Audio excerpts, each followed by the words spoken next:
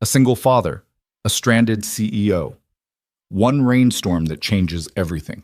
When Vivian Brooks' luxury sedan dies in a school parking lot minutes before the biggest meeting of her career, she never expects the man who steps through the rain to be more than just another mechanic. But Ethan Cole, with grease under his nails and a 9-year-old daughter by his side, sees what her engineers couldn't. And in that moment, under thunder and fluorescent lights, two broken lives begin pulling toward each other. This is their story. Stay until the end, hit that like button, and comment your city so I can see how far this tale travels. The rain didn't just fall that October evening. It came down like something angry, like the sky had been holding it in too long and finally let go all at once. The kind of rain that turned streets into rivers and made windshield wipers useless. The kind that made you pull over and wait it out, if you had any sense. Ethan Cole had sense, but he also had a 9-year-old daughter sitting in the passenger seat of his pickup truck, and Mia's piano lesson had run late, and the chicken he'd prepped for dinner was sitting in the fridge waiting to be cooked. So he drove through it anyway, hands tight on the wheel, headlights cutting weak yellow paths through the downpour. "Dad, you're doing the thing again," Mia said. "What thing?" "The jaw thing, where you clench it when you're stressed." Ethan relaxed his face. Caught. "I'm not stressed." "You're always stressed on Thursdays," she said matter-of-factly, pushing her glasses up her nose. She had his dark hair, her mother's sharp eyes. "Too smart for her own good," his mother used to say. "Too smart for his good, more like it." "Thursdays are fine," he lied. "Thursdays are when bills come. I checked the mail before we left." He glanced at her. She was looking out the window, watching rain streak across glass, but her reflection showed that little crease between her eyebrows. The one she got when she was thinking too hard about things kids shouldn't have to think about. "We're fine, Mia." "I know." But she didn't. Not really. How could she? She was 9. She still believed her dad had everything figured out, that the garage on Meridian Street actually made enough to keep them afloat, that the scholarship applications he stayed up filling out after she went to bed were just paperwork, nothing to worry about. The truth was messier. The truth was Ethan had exactly $843 in his checking account, rent was due in 6 days, and the transmission job he'd quoted for Mrs. Chen had turned into a full-engine rebuild that she couldn't afford, and he couldn't charge her for because she'd brought him homemade dumplings every week since Mia was 4. But Mia didn't need to know that. She needed to believe the world was stable. That's what he'd promised Sarah, back when promises still meant something. They pulled into the school parking lot, late because, of course, the piano teacher's studio was in the same building as Mia's elementary school, and of course it shared a lot with the rec center, which meant it was always packed on Thursday nights. Ethan found a spot near the back, killed the engine. "Okay, straight inside, straight back out. Got it?" Mia was already unbuckling. "I'm not going to melt, Dad." "You might. You're pretty sweet." She rolled her eyes, but she was smiling as she pushed open the door and bolted through the rain. Ethan watched her disappear through the school's side entrance, then leaned back in his seat and let out a breath he didn't know he'd been holding. Quiet. Just for a minute. Just him and the sound of rain hammering the truck's roof. His phone buzzed. He didn't look at it. He already knew what it would say. Vendor invoice, payment overdue. The hydraulic lift he'd bought used 3 months ago, the one he'd sworn was a good investment, the one that had broken down twice already. He closed his eyes. Just breathe. You've handled worse. He had.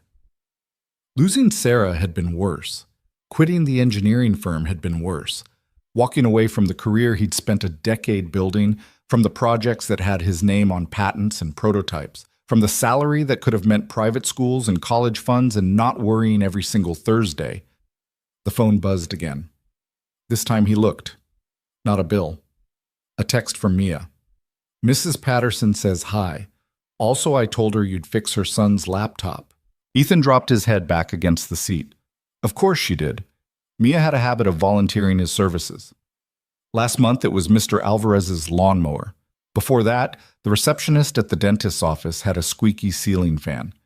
Mia just assumed her dad could fix anything, and usually she was right, but it also meant his evenings filled up with unpaid side projects that he didn't have the heart to turn down. He texted back, "Tell her I'll look at it this weekend." 3 dots. Then, "She says you're an angel." Ethan snorted. Angels didn't have overdue credit card bills and a growing stack of envelopes they were afraid to open.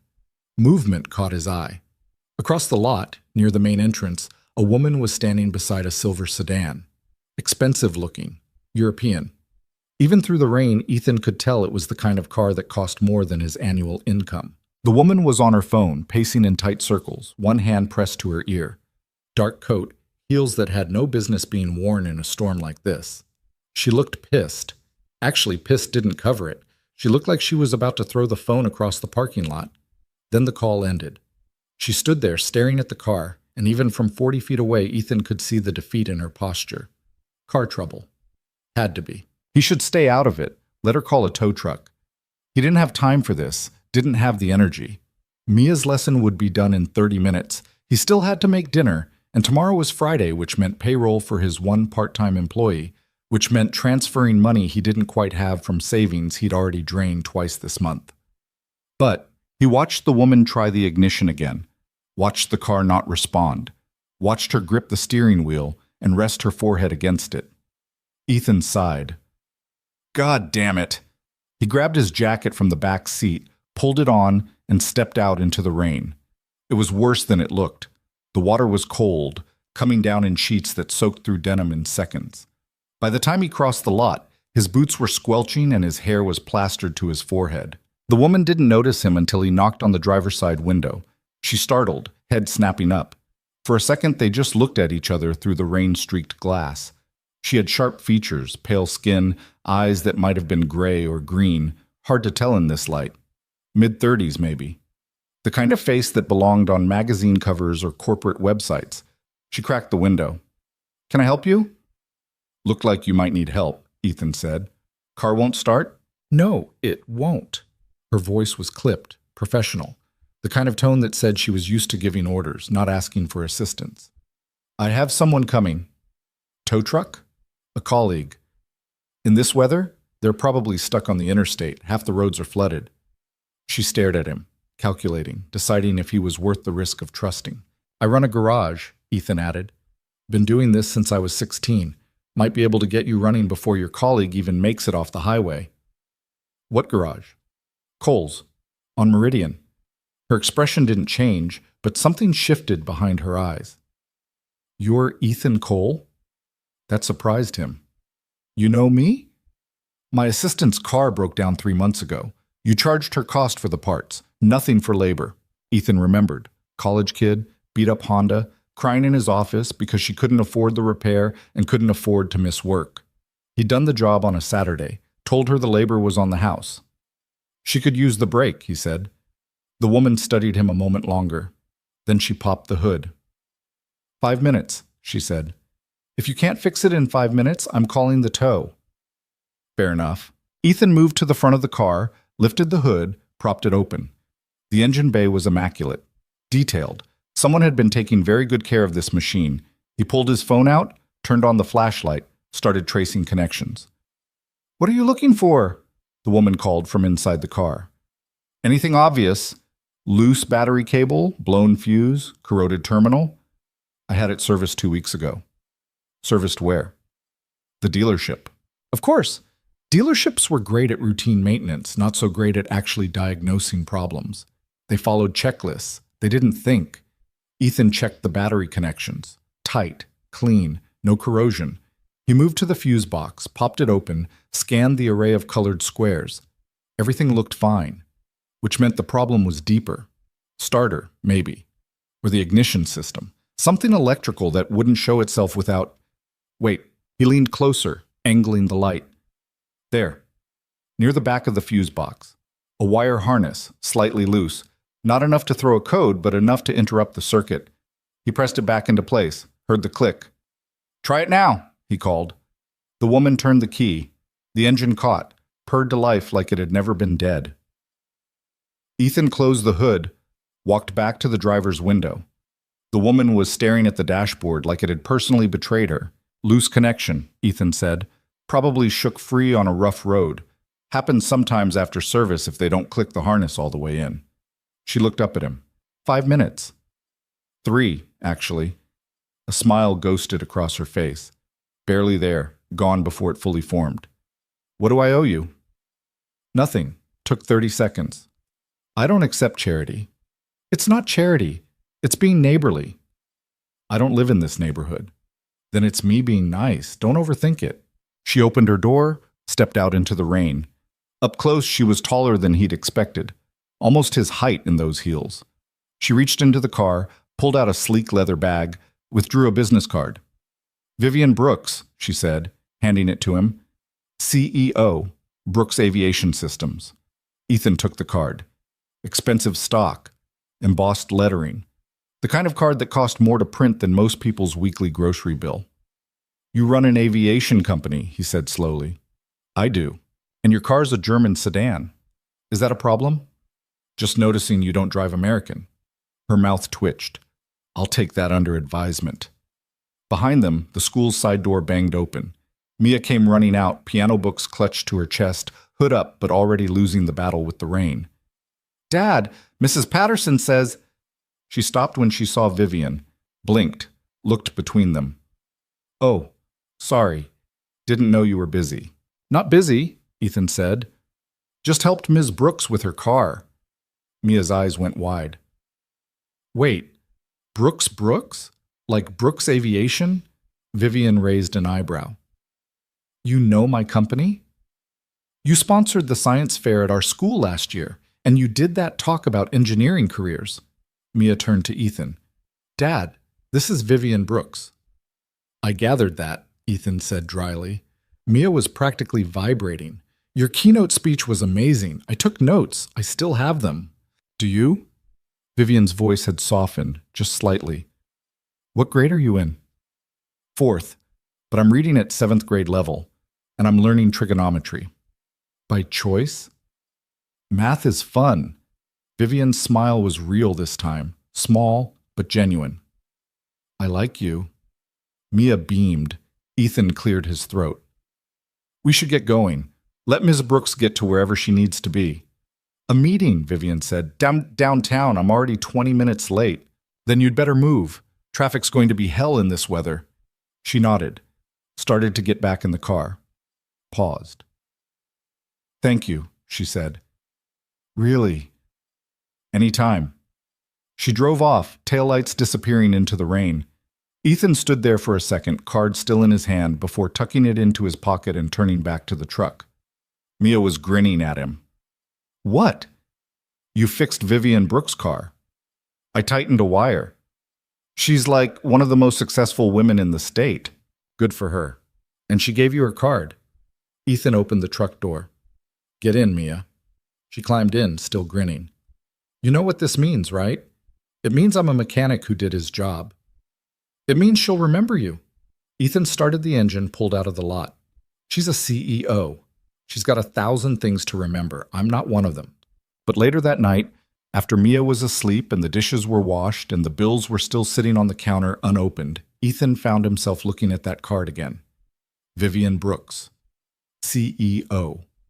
He wondered what kind of meeting she'd been late for, wondered if she'd made it on time, wondered why someone running an aviation company was driving herself to a school parking lot in the middle of a Thursday night storm instead of having a driver or an assistant or whatever it was CEOs usually had. He put the card on his dresser, told himself he'd throw it away tomorrow.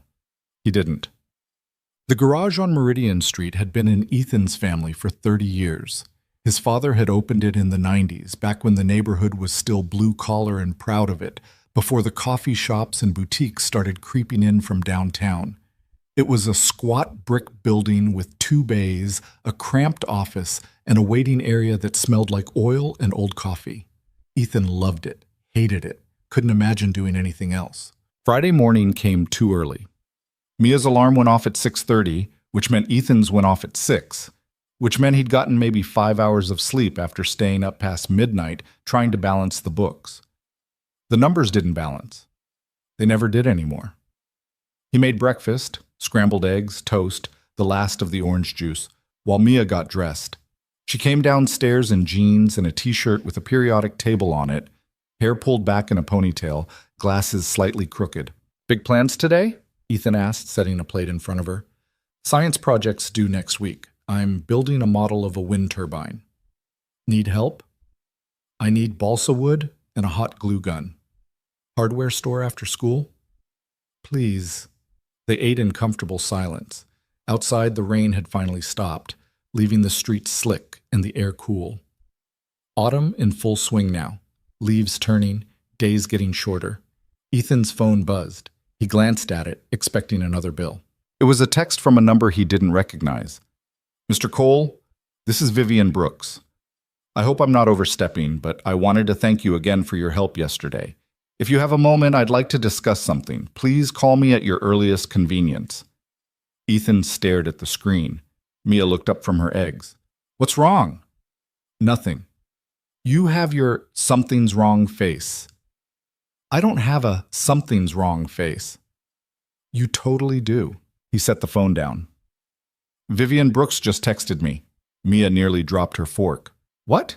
Why?" "Says she wants to discuss something." "Discuss what?" "Didn't say." "Are you going to call her?" Ethan picked up his coffee. "Probably not." "Dad?" "I'm busy, Mia. I've got 3 cars in the shop, Mrs. Chen's engine rebuild, and I promised Mr. Alvarez I'd look at his mower this weekend. It's Vivian Brooks." "So?" "So she's important." "Everyone's important." Mia gave him the look, the one that said she was 9 years old but somehow older than him in all the ways that mattered. "You're impossible," she muttered. "I'm practical." "You're scared." That hit harder than it should have. Ethan set his mug down, met his daughter's eyes. "I'm not scared." "You are. You get like this whenever something good might happen. You find a reason to say no." "That's not—" "Remember when Mrs. Patterson wanted to set you up with her niece? You said you were too busy, and when the community center asked you to teach that workshop on basic car maintenance? Too busy. And when— Okay, point made." Mia crossed her arms. "You're allowed to have a life, Dad. I have a life. I have you. I have the garage." "That's not a life. That's existing." Ethan looked at his daughter, brilliant, stubborn, too perceptive for her own good, and felt something crack in his chest. She was right. He knew she was right. But saying yes meant opening doors, and open doors meant risk, and risk meant the possibility of loss. And he'd already lost so much that the thought of losing anything else made his hand shake. "I'll think about it," he said finally. Mia's face lit up. "Really?" "I said I'll think about it. That's not a promise." "It's a start." She finished her breakfast, grabbed her backpack, kissed him on the cheek. "Love you, Dad." "Love you too, kiddo." The door closed behind her. The house went quiet. Ethan sat there looking at his phone, at Vivian Brooks' message. "Please call me at your earliest convenience." He should delete it. Should focus on the work in front of him, the bills on the counter, the life he'd built that was small and manageable and safe. But Mia's voice echoed in his head. "You're allowed to have a life, Dad." Ethan picked up his phone, stared at the message, put the phone down, picked it back up. "God damn it!" He hit call. It rang twice before she answered. "Ethan, thank you for calling." Her voice was different than it had been in the rain, warmer, less guarded. "You said you wanted to discuss something," Ethan said. "I do, but not over the phone. Would you be available for coffee this afternoon? My treat." "Miss Brooks." "Vivian." "Vivian, I appreciate the offer, but I'm running a business. I don't really have time for—" "I understand. And I'm not trying to take up your time unnecessarily, but what I want to discuss could benefit both of us, and I'd rather do it in person." Ethan frowned. "Benefit both of us? How?" "Let me buy you coffee, and I'll explain." There was something in her tone, not manipulation exactly, more like genuine interest, like she actually wanted to sit down with him, not because she needed something, but because she was curious. It had been a long time since anyone had been curious about Ethan Cole. "1 hour," he said. "That's all I can spare." "1 hour is perfect. There's a cafe on 5th and Laurel. Do you know it?" "I know it." 3 o'clock? 3 o'clock, Ethan agreed. "Thank you, Ethan. I'll see you then." She hung up. Ethan sat there, phone in hand, wondering what the hell he'd just agreed to. The cafe on 5th and Laurel was the kind of place Ethan usually avoided. Exposed brick walls, Edison bulbs, a chalkboard menu with more milk alternatives than he knew existed. The coffee cost $7 a cup and came with art in the foam, but it was clean and quiet. And when Ethan walked in at 2:58, Vivian was already there, sitting at a corner table with a laptop open and a cup of something that smelled like cinnamon. She looked up when he approached, smiled. "You're early," she said. "Habit?" "Good habit." She closed the laptop, gestured to the chair across from her. "Sit. What can I get you?" "I'm fine." "Ethan, I asked you here. Let me buy you coffee." He relented. "Black. Medium roast if they have it." She went to the counter, ordered, came back with 2 cups, set one in front of him. "They didn't have medium roast. This is a dark blend from Guatemala. The barista promises it's not too bitter." Ethan took a sip. It was good. Better than the stuff he made at home. "So," he said, "what did you want to discuss?" Vivian wrapped both hands around her cup. "I did some research on you." "That's not creepy at all." She smiled. "Public records, LinkedIn, a very enthusiastic Yelp review from someone named Mrs. Chen, who says you're a miracle worker and also makes excellent dumplings." She does make excellent dumplings. "I also found your patent filings." Ethan went still. Vivian leaned forward slightly. 3 patents, all related to aerospace engineering, propulsion systems, thermal management, lightweight alloy composites. You worked for Lockheed for 6 years, left in 2019. No record of employment since, except for your garage. You've been busy. I'm thorough." She paused. "Why did you leave?" "Personal reasons." "Family?" "Something like that." Vivian nodded slowly. Didn't push. "The patents are impressive, genuinely impressive. The work you did on heat-resistant alloys alone could have been its own career." "It was someone else's career. I just contributed." "Don't do that." "Do what?" "Minimize yourself. You're brilliant. Your work proves it." Ethan set his cup down. "Vivian, why am I here?" She held his gaze. "I want to offer you a job." Silence. Ethan laughed. Couldn't help it. "You're serious?" "Yeah, completely." "You don't even know me." "I know enough. I know you solved a problem in 3 minutes that stumped a dealership. I know you have a background in aerospace engineering. I know you're underemployed and likely underpaid, and I know talent when I see it. I run a garage." "You could run an engineering team." Ethan shook his head. "I appreciate the offer, but I'm not looking for a career change." "Why not?" "Because I have a daughter, and a business, and a life that works." "Does it?" Vivian asked quietly. "Work?" The question landed like a punch. Ethan looked away, looked at the cafe, at the people typing on laptops and laughing over lattes, at the world that kept spinning whether he was part of it or not. "I can't," he said finally. "Even if I wanted to, I have responsibilities." "So do I. That's why I'm making this offer. Brooks Aviation is expanding. We're bidding on 3 major contracts, and I need engineers who can think, not just execute. People who understand systems, who can see problems before they happen." She leaned back. "People like you. You're basing this on a loose wire.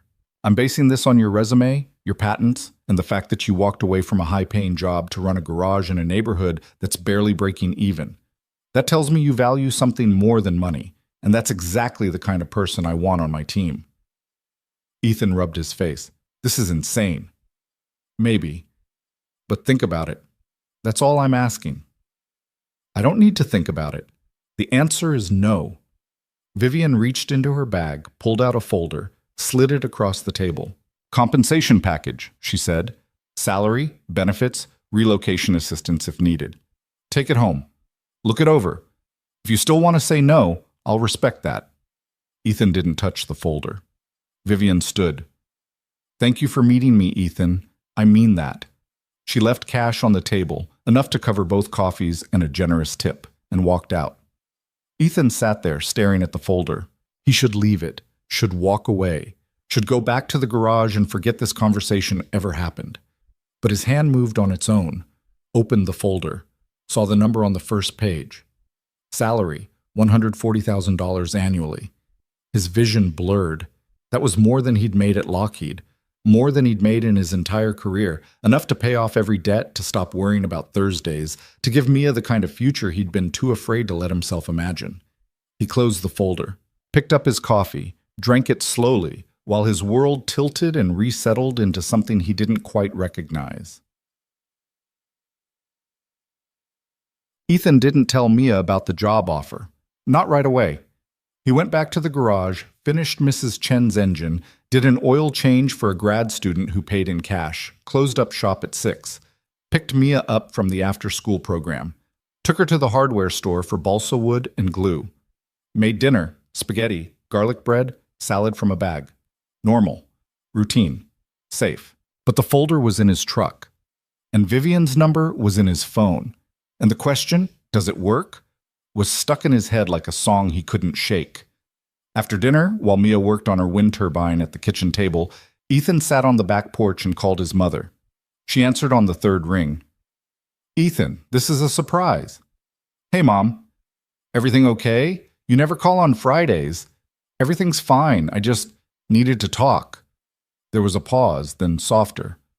"What happened?" Ethan told her. About the rain, the car, Vivian Brooks, about the coffee, the offer, the folder sitting in his truck. His mother listened without interrupting. That was her gift. She knew when to be quiet. "So," she said when he finished, "what are you going to do?" "I don't know." "Yes, you do." "Mom, you know what the smart choice is. You're just scared to make it." Ethan closed his eyes. "Of course I'm scared." "Why?" "Because what if I take the job and it falls apart? What if I uproot everything and it doesn't work out? What if it does?" Silence. "Ethan." His mother's voice was gentle. "You've been punishing yourself for 7 years. That's not..." "It is. Sarah died, and you decided you didn't deserve to move forward, so you stayed small, stayed safe, convinced yourself that being a good father meant sacrificing everything else. I am a good father. You're an excellent father, but you're also a person. And people need more than just responsibility. They need hope. They need growth. They need to take risks sometimes, even when it's terrifying." Ethan's throat tightened. "What if I fail?" "Then you fail, and you get back up, just like you always have." He sat there, phone pressed to his ear, listening to his mother breathe. "I miss her," he said quietly. "I know. I don't know how to do this without her." "You've been doing it for 7 years, sweetheart. You just forgot to notice." Ethan wiped his eyes. "Thanks, Mom. Any time. Now go talk to your daughter. She's smarter than both of us." She hung up. Ethan went back inside, found Mia at the table, turbine half assembled, tongue sticking out in concentration. "Hey, kiddo." She looked up. "Hey, can I ask you something?" "Sure." Ethan sat down across from her. "If I told you I was thinking about taking a new job, a big job, one that might mean changes, would you be okay with that?" Mia set down her glue gun. "What kind of job?" "Engineering, at an aerospace company." Her eyes went wide. "Vivian Brooks's company?" "Yeah." "Dad, that's amazing." "It would mean longer hours. Maybe some travel, I don't know yet. But it would be different than what we have now." Mia reached across the table, took his hand. "Dad, you've been fixing cars for 7 years because you thought that's what I needed. But what I need is for you to be happy. And I don't think you've been happy in a really long time." Ethan's chest ached. "I'm happy when I'm with you." "I know, but that's not enough. You deserve more." "When did you get so smart?" "I've always been smart. You just don't listen." He laughed, squeezed her hand. "Okay." "Okay, what?" "Okay, I'll think about it, seriously this time." Mia grinned. "Good." They went back to building the turbine. And later, after Mia went to bed, Ethan pulled the folder out of his truck and read every page. Then he picked up his phone and sent a text. "Vivian, this is Ethan. Can we talk?" The response came in less than a minute. "Absolutely. When?"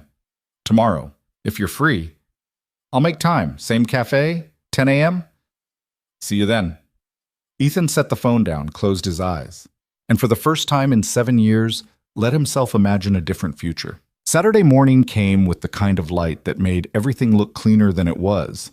Ethan was up before his alarm, which wasn't unusual, but this time it wasn't because of work or worry. It was because his brain wouldn't shut off. He made coffee, burned the first pot because he forgot he'd turned the stove on, made another, drank it too fast and scalded his tongue. Mia appeared in the doorway at 7:30, hair sticking up in 3 different directions. "You're nervous," she observed. "I'm not nervous." "You burned coffee. You never burn coffee." Ethan poured another cup. "It's just a conversation. With Vivian Brooks, about a job that could change our entire lives." "No pressure then." Mia hopped up on the counter beside him, swinging her legs. "What are you going to say?" "I don't know yet." "Are you going to say yes?" "I don't know that either." She was quiet for a moment. Then, "Mom would want you to say yes." Ethan's hand stopped halfway to his mouth. He set the cup down carefully. "Mia, I know we don't talk about her much, but I think about her all the time, and I think she'd be really mad if you turned this down because of me. This isn't because of you. It kind of is, though. Everything you do is because of me. Which is nice, I guess, but also kind of a lot of responsibility for a 9-year-old. Ethan pulled her into a hug. She smelled like sleep and the strawberry shampoo she insisted on using, even though it made the bathroom smell like a candy store. "You're not responsible for my choices," he said quietly. "You're my kid. Your job is to be a kid. My job is to make sure you don't waste your life being scared." "When did you become the parent here?" "Someone has to be." He laughed despite himself. Released her. "Get dressed. I'll make breakfast." "You mean you'll burn breakfast and then we'll have cereal?" "Probably." She grinned and disappeared upstairs. Ethan stood in the kitchen, alone with his thoughts and his cooling coffee, and tried to remember the last time he'd done something just because he wanted to. Not because it was safe. Not because it was responsible. Just because it felt right. He couldn't. Maybe that was the problem. The cafe was busy when Ethan arrived at 9:55. Weekend crowd, laptops and newspapers, and couples splitting pastries. He spotted Vivian at the same corner table, same laptop, different cup. She saw him, waved. He made his way over. "You're early again," she said. "Still a habit. Still a good one. Sit. I already ordered for you. Black coffee, dark roast." They had Guatemalan again. Ethan sat. The coffee appeared moments later, delivered by a barista who smiled at Vivian like they were old friends. "You come here a lot," Ethan said. 3 times a week. It's close to the office, and they don't mind if I camp out for hours." She closed the laptop, gave him her full attention. "Thanks for texting. I wasn't sure you would." "I wasn't sure either." "What changed your mind?" Ethan wrapped his hands around the cup. Warm, solid, real. "My daughter told me I was being an idiot." Vivian smiled. "Smart kid." "Too smart. It's terrifying." "I can imagine." She paused. "So, questions, concerns, things you want to know before we go any further?" "All of the above." "Start anywhere." Ethan took a breath. "Why me? You could hire anyone. People with active resumes, recent experience, connections. I've been out of the field for 7 years. My knowledge is outdated. I'd be a liability." "You'd be an asset," Vivian corrected, "and your knowledge isn't as outdated as you think. I looked at your patents again. The thermal management system you designed, we're still using variations of it. The alloy composite work? That's cutting edge even now. You weren't just good at what you did, Ethan. You were ahead of your time. That was a team effort. Stop doing that. Doing what? Deflecting. Own your accomplishments. You're allowed to be good at things." Ethan looked down at his coffee. "It's been a long time since I thought of myself that way." "Then maybe it's time to start again." Silence settled between them. Not uncomfortable, more like the kind of quiet that happens when 2 people are both thinking too hard to speak. Finally, Ethan said, "What would the job actually entail?" Vivian pulled a tablet from her bag, tapped the screen a few times, turned it toward him. "This is the project I want you on. We're developing a next-generation propulsion system for commercial aircraft. Lighter, more efficient, lower emissions. If we pull it off, it'll revolutionize regional air travel." Ethan scanned the specs on the screen. His brain kicked into gear automatically, parsing the numbers, identifying the challenges, seeing the gaps. "You're trying to reduce weight by 30% without sacrificing thrust," he said slowly. "Yes. That's not possible with current materials." "I know. That's why we need someone who thinks differently." Ethan scrolled through the designs. They were good, solid, but conservative, safe. "You're using titanium here," he said, pointing. "Why not a composite matrix? Lighter, more heat-resistant, cheaper to manufacture. We considered it. The engineers said it wouldn't hold up under stress. Did they run simulations? Of course. What parameters? Vivian leaned forward, interested now. Standard operating conditions. Temperature, pressure, vibration. What about resonance frequency? If you're cutting weight, you're changing the harmonic profile. The composite might fail under standard stress, but excel in the actual operating environment. Vivian stared at him. Then she started typing on the tablet, fast, pulling up files, cross-referencing data. No one thought to test for that, she said. They should have. You've been looking at this for 3 minutes, and you already found a gap my team missed. Ethan shrugged. Maybe I got lucky. Or maybe you're exactly what we need. She set the tablet down. Here's what I'm offering. Senior engineer position. You'd lead a team of 6, report directly to me, have full autonomy on the propulsion project. Salary we discussed, plus performance bonuses, full benefits, relocation package if you need it. I don't need relocation. I'm not moving Mia. Then we work around it. The office is 40 minutes from Meridian Street. You'd have flexibility on hours, work from home options when needed. I'm not asking you to sacrifice your life. I'm asking you to expand it. Ethan rubbed his jaw. This feels too good to be true. It's not. It's hard work, long hours sometimes, high stakes. But it's also the chance to build something that matters, something bigger than fixing transmissions and tightening loose wires. There's nothing wrong with fixing transmissions. I didn't say there was, but you and I both know you're capable of more. The words hit like a challenge. Not cruel, just honest. Ethan looked at her, this woman he'd met 2 days ago, who'd somehow seen through 7 years of carefully constructed walls and decided he was worth the investment. I need time, he said. How much time? A week. Maybe 2. I need to talk to Mia properly. Figure out logistics. Make sure this isn't just panic or desperation or whatever. Vivian nodded. That's fair. Take the time you need. But Ethan, don't overthink it. Sometimes the right choice is the scary one. Is that CEO wisdom? That's human wisdom. I've made plenty of wrong choices because they felt safe. I'm trying not to do that anymore. There was something in her voice, a weight, like she wasn't just talking about business. Ethan wanted to ask. Didn't.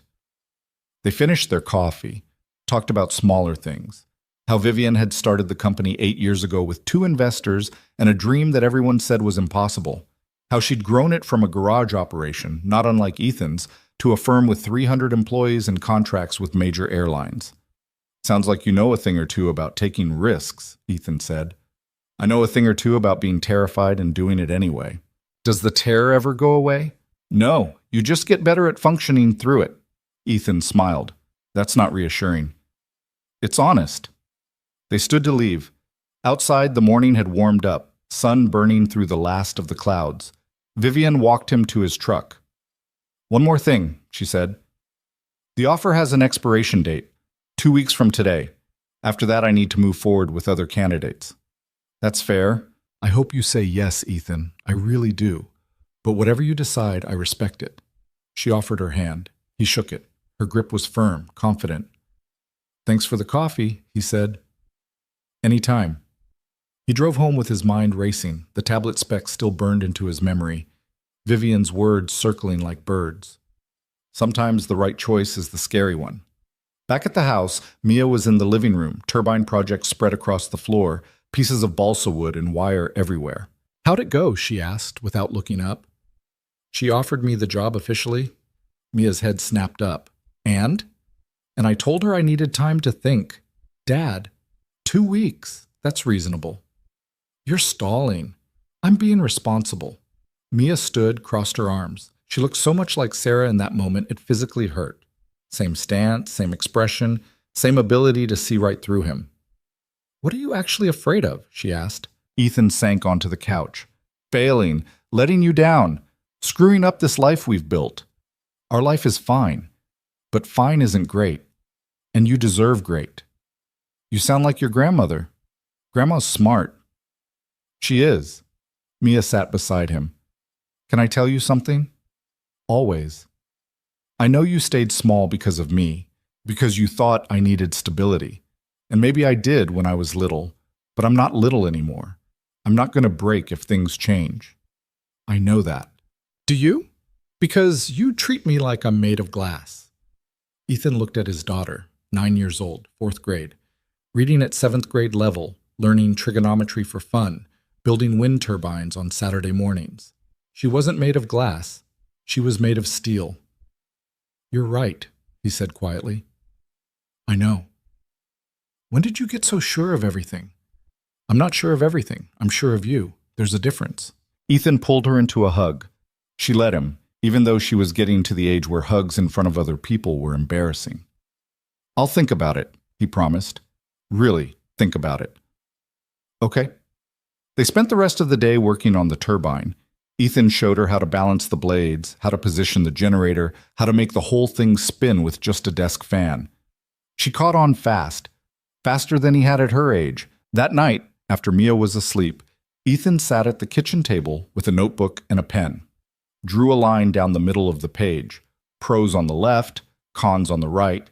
Pros, financial stability, intellectual challenge, opportunity, growth, showing Mia that risk can be worth it. Cons, longer hours, less time with Mia. What if he failed? What if the job didn't work out? What if he wasn't as good as Vivian thought? What if? The cons list was longer, but the pros list felt heavier. He stared at the page until the words blurred. Then he pulled out his phone and called his mother again. 2 nights in a row, she said when she answered. Should I be worried? I'm thinking about saying yes. Good. I'm terrified. Also good. How is that good? Because terror means you care. If you weren't scared, it wouldn't matter. But this matters, so you're scared. That's how it works. Ethan pressed the heel of his hand against his forehead. What if I'm not good enough anymore? Then you'll learn, you'll adapt, you'll figure it out, just like you did when Sarah died, just like you did when you opened the garage, just like you've done every single day for the past 7 years. This feels different. It is different. It's bigger. That doesn't mean you can't handle it. Ethan closed his eyes. I miss having someone to make decisions with. I know, sweetheart, but you're not alone. You have Mia. You have me. And it sounds like you might have Vivian, too. She's my potential boss, not my support system. She tracked you down, offered you a job, and bought you coffee twice. That's not just business, Ethan. That's someone who sees you. You're reading into it. Maybe.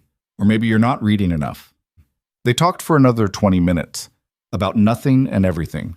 About Sarah. About Mia. About the life Ethan had built and the life he might be able to have if he just let himself reach for it. When he hung up, the house was quiet except for the hum of the refrigerator and the distant sound of traffic on Meridian Street. Ethan looked at his notebook, at the 2 lists, at the question he'd been avoiding for 7 years. What do you actually want? He wanted to stop being afraid, wanted to wake up excited instead of anxious, wanted Mia to see him take a risk and succeed so she'd know it was possible. He wanted to build something that mattered. He wanted to feel alive again. Ethan picked up his pen, drew a single line through the cons list, then he texted Vivian, I have more questions. Can we meet again? Her response was almost immediate. Absolutely. Monday work? Lunch? Lunch is good. I'll send you an address. This one's on me, too. You keep buying me food and people are going to talk. Let them. Ethan smiled at his phone like an idiot. Set it down. Picked it back up. Put it down again. He was in trouble. The good kind. The terrifying kind. The kind that meant something was about to change. Monday came faster than Ethan expected. The garage was slammed, 2 brake jobs, an alignment, and a clutch replacement that turned into a full transmission diagnostic. By the time 11:30 rolled around, Ethan was covered in grease and running late.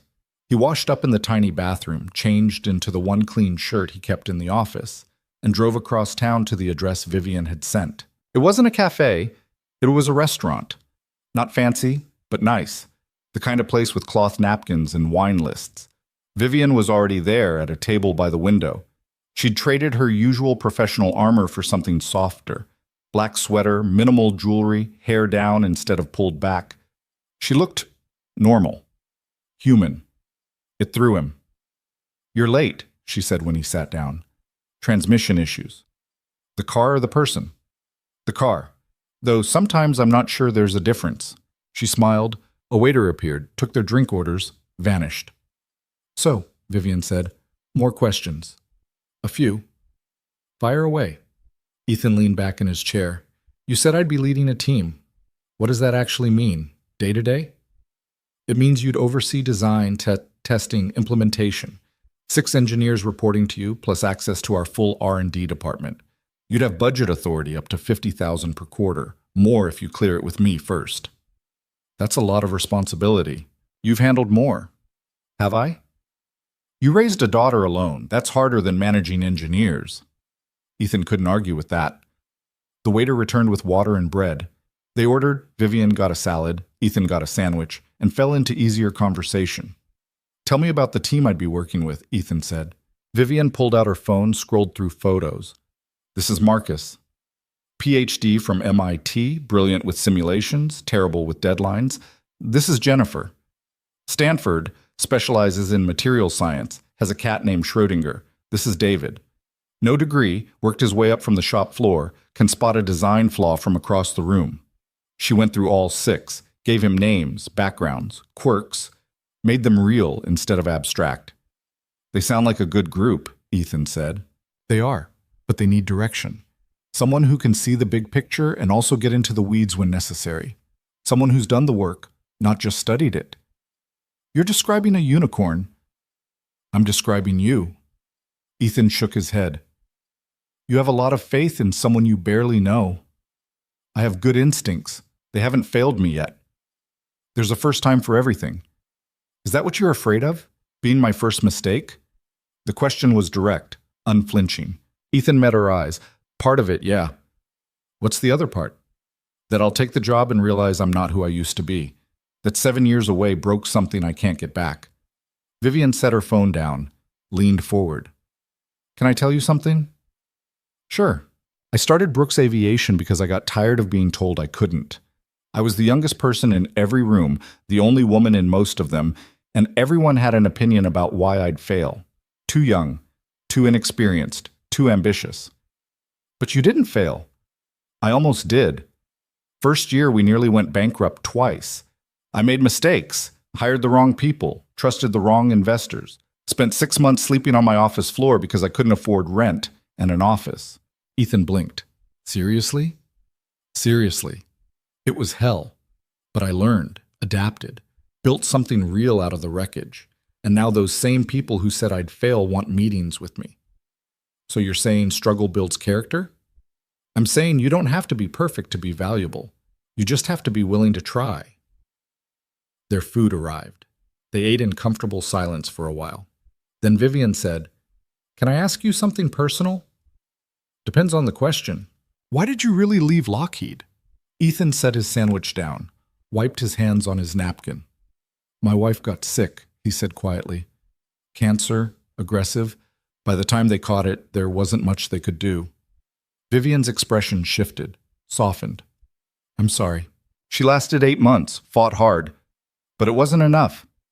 He stared at his plate. Toward the end, I was taking so much time off for hospitals and treatments that my boss sat me down and told me I needed to choose. The job or my family. That's horrible. That's corporate America. I chose family. Quit the same day. Spent Sarah's last 2 months at home with her and Mia. After she died, I just couldn't go back. Couldn't put on a suit and pretend to care about deadlines and performance reviews, so I bought the garage. Figured I'd do something simple, something I could control. And has it been? Simple? Ethan laughed, but there was no humor in it. Not even close. Do you regret it? Quitting Lockheed? No. Opening the garage? Sometimes. I thought it would be enough. Thought I could just coast. But you can't coast when you're drowning. Vivian reached across the table, hesitated, then placed her hand over his. You're not drowning, she said. You're surviving. There's a difference. Her hand was warm, steady. Ethan didn't pull away. They sat like that for a moment. Two people who'd walked through different kinds of fire and somehow ended up at the same table. I want to say yes, Ethan said finally, to the job. I want to, but I'm scared I'll screw it up. Then screw it up, fail spectacularly, learn from it, try again. That's easy to say when it's not your life on the line. It is my life on the line. If I hire you and you fail, that reflects on me, on my judgment, on the company. But I'm willing to take that risk. The question is, are you? Ethan pulled his hand back, picked up his sandwich, put it down again. I need to talk to Mia first. Really talk. Make sure she understands what this means. Okay? And I need to figure out what happens to the garage. I can't just shut it down. I have customers who depend on me. Sell it or hire someone to run it. It's not that simple. Could be. Ethan rubbed his face. You make everything sound so straightforward. That's because it is. You're the one making it complicated. He wanted to argue. Couldn't. They finished lunch. Vivian paid despite Ethan's protests. Outside, the afternoon had turned gray, clouds rolling in from the west. Rain tonight, Vivian said, looking up. Probably. Fitting. Why? That's how this started. With rain. Ethan smiled. I guess it is. They stood there awkwardly for a moment. Two people who weren't quite friends, weren't quite colleagues, weren't quite sure what they were becoming. I'll have an answer by Friday, Ethan said. One way or another. Friday's good. Thanks for lunch and for all of this. Don't thank me yet. You haven't said yes. But I'm thinking about it. That's progress. Vivian's smile was small but genuine. It is. She got in her car, a different one this time, something sleek and electric, and drove off. Ethan stood in the parking lot watching her go, feeling like he'd just stepped off a cliff and wasn't sure if he was falling or flying. That night, he sat Mia down after dinner. We need to have a serious talk, he said. Mia looked up from her homework. Am I in trouble? No, but I need to know how you really feel about this job thing. Not what you think I want to hear, what you actually feel. She set down her pencil. I think you should take it, even if it means less time together. We'll figure it out. We always do. Even if I'm stressed and busy and not as available? Dad, you're already stressed and busy. At least this way you'd be stressed about something you actually care about. Ethan smiled despite himself. When did you get so wise? I read a lot. They talked for over an hour. About logistics, about schedules, about what would change and what would stay the same. Mia asked good questions, hard questions. What if he hated it? What if the job took over his life? What if he regretted leaving the garage? Ethan answered honestly. He didn't know. He couldn't promise it would work out. All he could promise was that he'd try and that she'd always come first. That's enough, Mia said. Is it? Yeah, because trying is better than hiding. She went to bed. Ethan stayed up, staring at the ceiling, turning the decision over in his mind like a stone. By Thursday, he'd made up his mind. He texted Vivian, Can we meet Friday morning? I have an answer. 8 a.m. My office? See you there. Friday morning arrived cold and bright. Ethan dropped Mia at school, drove to Brooks Aviation's headquarters downtown. The building was all glass and steel, modern and imposing. He felt underdressed in jeans and a button-down. Vivian met him in the lobby. Led him to her office on the 10th floor. It was bigger than his entire garage. Windows overlooking the city, minimalist furniture, a desk that probably cost more than his truck. Coffee? She offered. I'm good. She sat on the edge of her desk. So? Ethan stayed standing. I talked to Mia, talked to my mom, talked to myself for about 6 hours straight. And I'm in, if the offer's still open. Vivian's face broke into a smile, real, unguarded. It's open. I have conditions. Name them. Flexible hours when possible. I need to be there for school events, emergencies, the important stuff. And I want to keep the garage open part-time. Weekends, maybe. I'll hire help. But I'm not ready to let it go completely. Done. Anything else? If I screw up, tell me. Don't let me coast. I want to be challenged. That won't be a problem. Ethan exhaled. Okay, then yeah, I'm saying yes. Vivian stood, extended her hand. Welcome to Brooks Aviation, Ethan. He shook it. Her grip was still firm, still confident, but this time his was too. The paperwork took 3 hours. Background checks, tax forms, benefits enrollment, non-disclosure agreements that ran 20 pages deep. Ethan's hand cramped twice from signing his name. By the time HR finished with him, it was past noon and his head was spinning with information about stock options and 401k matching and dental coverage tiers. Vivian found him in the lobby, looking slightly shell-shocked. Overwhelming? She asked. I forgot how much bureaucracy comes with real jobs. Wait until you see the training modules. OSHA compliance alone is 47 videos.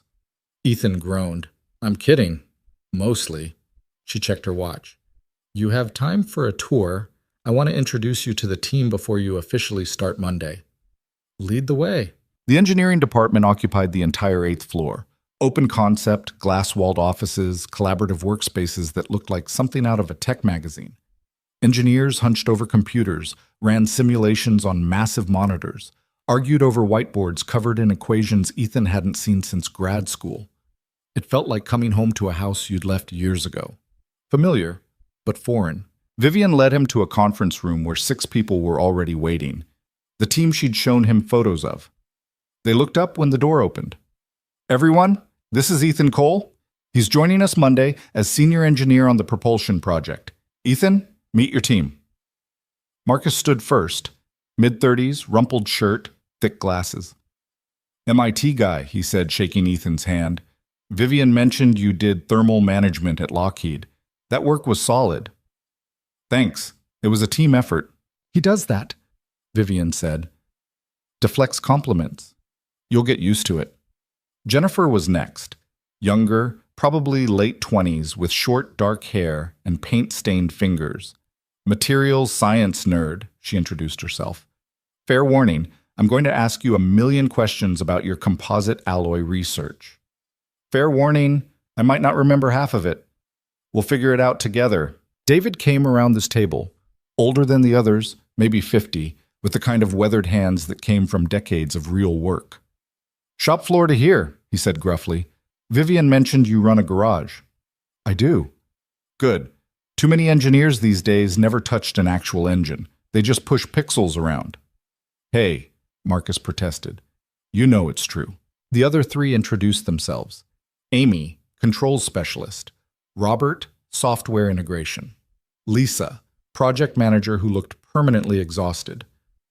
Lisa keeps us from descending into chaos, Vivian explained. I try, Lisa said. They fight me every step of the way. The team laughed. Easy, comfortable, like people who'd worked together long enough to know each other's rhythms. Ethan felt the weight of it. These people would be counting on him, looking to him for answers, direction, leadership. He hadn't led anyone in 7 years, hadn't been responsible for anyone except Mia and the occasional customer who trusted him with their transmission. You okay? Vivian asked quietly. Yeah, just taking it in. She addressed the room. I'll let you all get acquainted. Ethan, they're going to drag you into the lab, show you what we're working on, probably argue about 17 different things. Don't let them intimidate you. We're not intimidating, Jennifer said. You made the last consultant cry, Vivian reminded her. He deserved it. He tried to tell me carbon fiber couldn't handle thermal cycling. See what I mean? Vivian said to Ethan. Good luck. She left. The team closed in. For the next 2 hours, they walked Ethan through everything. The current propulsion design, the problems they were facing, the solutions they'd tried and abandoned. They were smart, all of them, but Vivian was right, they needed direction. They kept circling the same issues, approaching from different angles, but never quite breaking through. Ethan listened more than he talked, asked questions, looked at their simulations, their test results, their failure analyses, and slowly, pieces started clicking into place. You're modeling this as a closed system, he said finally, pointing at Marcus's simulation. It is a closed system. Not in operation. You've got airflow, pressure differentials, temperature gradients. It's dynamic, not static. Marcus frowned, pulled up another screen, ran the numbers with different parameters. His eyes widened. Holy shit. What? Jennifer leaned over his shoulder. The efficiency jumps 12% if we account for real-world conditions instead of laboratory ideals. That can't be right. Run it again, Ethan suggested. Marcus did. Same result. We've been testing this wrong for 6 months, he said, sitting back heavily. David laughed, loud and sharp. First day and you already found what we missed. Vivian wasn't kidding about you. It's just a different perspective, Ethan said. It's a game changer, Lisa corrected. She was already typing notes, creating action items. If we redesign the test protocol around dynamic conditions, we can get real data instead of approximations. The energy in the room shifted, excitement replacing frustration, problems becoming puzzles instead of walls. Ethan felt something unfurl in his chest, something he hadn't felt in years. Purpose. They worked until 6. Ethan finally had to excuse himself to pick up Mia from her after-school program. The team barely noticed him leave, already deep in recalculating their models. Vivian caught him at the elevator. How'd it go? Good, I think. They're smart. Really smart. But they've been stuck in their own heads too long. They need someone from outside to shake things up. That's you. I guess so. The elevator arrived. They stepped in together. Vivian hit the button for the parking garage. You did well today, she said. I stood around and asked questions. You listened. That's more than most people do. She glanced at him. How are you feeling, honestly? Terrified, excited, like I just jumped out of a plane and I'm not sure if the parachute's going to open. The parachute will open. You can't know that. I can, because you're not jumping alone. The elevator doors opened. They walked to their cars in silence. Hey, Vivian? She turned. Thank you, Ethan said, for taking a chance on me. Thank you for taking a chance on yourself. She drove off. Ethan sat in his truck for a moment, letting the day settle over him. Then he pulled out his phone and called Mia's school. I'm running late, he told the receptionist. Can you let Mia know I'll be there in 20? No problem, Mr. Cole. He made it in 15, breaking at least 3 traffic laws. Mia was waiting outside, sitting on the front steps with her backpack, working on something in a notebook. Sorry, Ethan said, jogging up.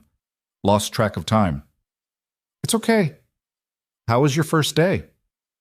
I don't officially start until Monday. How was your unofficial first day? Ethan grinned. Pretty great, actually. Mia's face lit up. Yeah? Yeah. They drove home. Ethan told her about the team, the project, the simulation problem he'd spotted.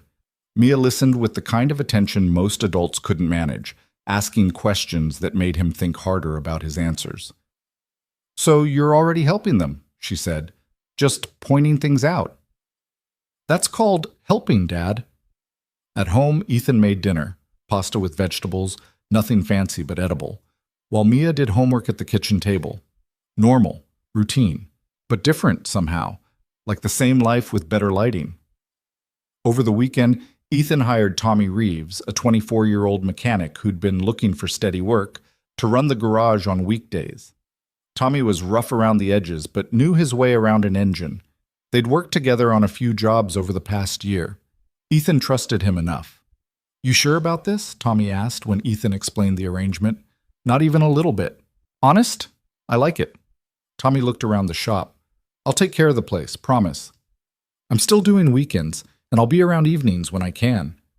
Man, you're taking a fancy engineering job and you're still going to be covered in grease on Saturdays? Old habits? Fair enough. They shook on it. Ethan showed Tommy where everything was, how the books worked, which customers needed special handling.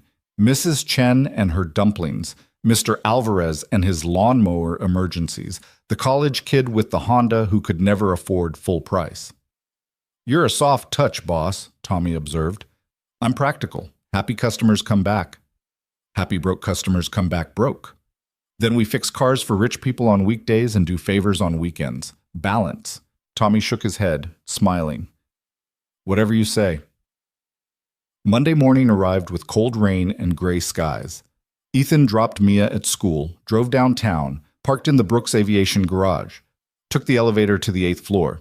His desk was waiting, clean, empty. A monitor, keyboard, and a placard that read Ethan Cole, Senior Engineer. He stood there staring at it. Looks weird, right? Jennifer appeared beside him, coffee in hand. Seeing your name on official stuff? Little bit. You'll get used to it. Come on, team meeting in 10. Lisa wants to go over project timelines. The meeting ran 90 minutes. Lisa was organized to the point of being terrifying, laying out deliverables and milestones with military precision. The team pushed back on half of them. Ethan stayed quiet, watching the dynamics, learning who argued for sport and who argued because they actually disagreed. After, Marcus cornered him. "You're not saying much." "I'm observing." "For how long?" "Until I have something worth saying." Marcus studied him. "You know Vivian brought in 3 consultants before you. All of them came in talking big, trying to prove how smart they were. Lasted maybe a month each before the team ate them alive. Good to know I'm walking into a shark tank. Just saying, we don't suffer fools, but we respect people who do the work." "Then I'll do the work." Marcus nodded. "Fair enough." The first week was brutal. Ethan forgot how exhausting office work could be. The meetings, the emails, the constant context switching between tasks. By Friday, he was running on coffee and willpower, picking Mia up late 3 days out of 5, falling asleep on the couch after dinner. "You look terrible," Mia informed him on Friday night. "Thanks, kid. I mean it. You have bags under your eyes. It's been a long week. Are you okay?" Ethan pulled her down next to him on the couch. "I'm good. Just adjusting. It'll get easier." "Promise?" "Promise." But Saturday morning, back at the garage with grease under his nails and a transmission torn down on the bay floor, Ethan felt something in him relax. This he understood. This made sense. Tommy showed up around 10 with coffee and donuts. "How's the corporate world?" he asked. "Different?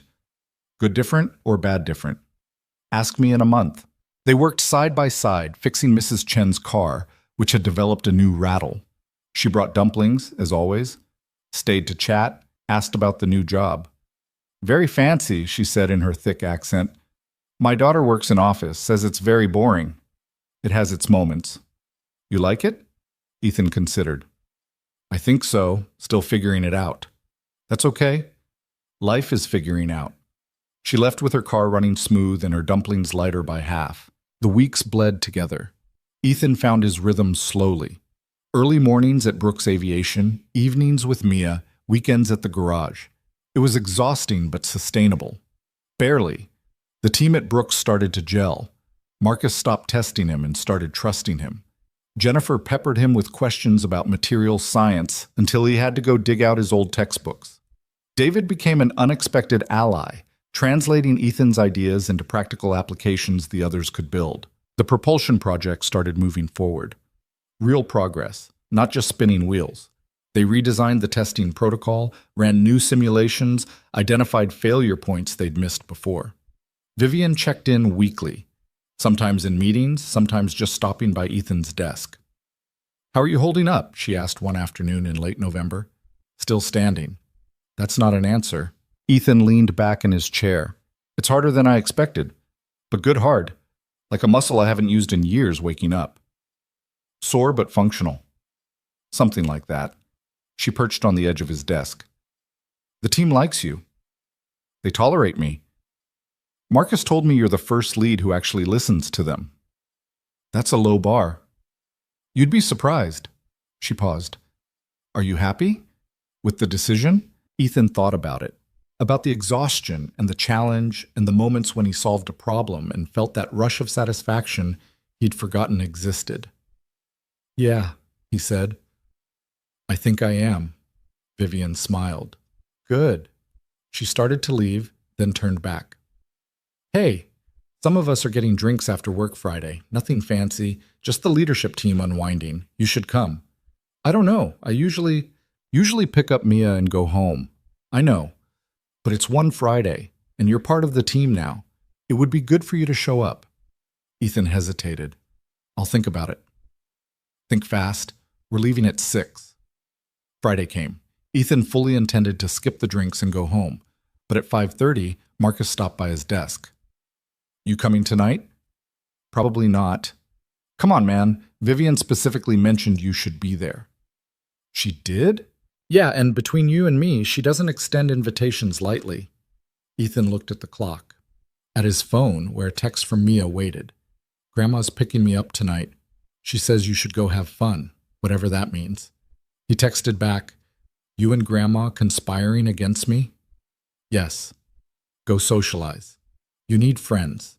I have friends. Name 3 that aren't me." Ethan stared at the screen. Couldn't. "Fine." he told Marcus. One drink. The bar was a 10-minute walk from the office. Dark wood, low lighting, the kind of place that served whiskey in real glasses and didn't water down the beer. Vivian was already there with Lisa and two department heads Ethan knew by sight but not name. "You came," Vivian said when she saw him. "I was threatened." "By who?" "My 9-year-old. That got laughs." Ethan ordered a beer, joined them at the table. The conversation flowed around him. Work gossip, industry news, complaints about clients. He mostly listened, contributing when he had something to add, content to just exist in the space. At some point, the group thinned. Lisa left to catch her train. The department heads drifted to the bar. It ended up just Ethan and Vivian, nursing drinks and watching sports highlights on the TV above the bar. "Can I ask you something?" Vivian said. "Sure." "Do you ever regret it? The years at the garage?" Ethan considered the question. "Sometimes. When I think about what I could have built if I'd stayed in engineering. But mostly, no. Mia needed me. I was there. That matters more than patents." "You're a good father." "I try." "It shows." Vivian swirled her drink. "I don't have kids. Never seemed like the right time. Career always came first." "Any regrets there?" "Some days. Other days I'm relieved. I don't know if I could do what you do. The balance, the sacrifice. It's not sacrifice when you love them." "See, that's the thing. I don't know if I have that in me. The selflessness." Ethan looked at her, really looked, saw the cracks in the armor, the loneliness she kept buried under competence and confidence. "I think you're more capable than you give yourself credit for," he said. "I could say the same to you." They sat with that for a moment. "Can I tell you something embarrassing?" Vivian asked. "Please." "When I offered you the job, it wasn't entirely professional." Ethan's heart did something complicated. "No? No, I mean, yes, you're qualified. Brilliant, even. But there was something else. The way you looked at that car engine in the rain, like it was a puzzle you genuinely wanted to solve, not for money or recognition, just because you cared." She met his eyes. "I haven't seen that in a long time. In this industry, everyone's chasing something. Promotions, accolades, bigger offices. But you just wanted to help." "I'm not that noble." "You are. You just don't see it." The air between them felt charged, different. Ethan should say something, change the subject, make a joke. Instead, he said, "I'm glad you offered me the job." "Yeah?" "Yeah. It's been good. Hard, but good." Vivian smiled, small, genuine. "I'm glad you said yes." They finished their drinks, walked out into the cold November night. The city was quiet, streetlights reflecting off wet pavement. "I'm parked in the garage," Vivian said.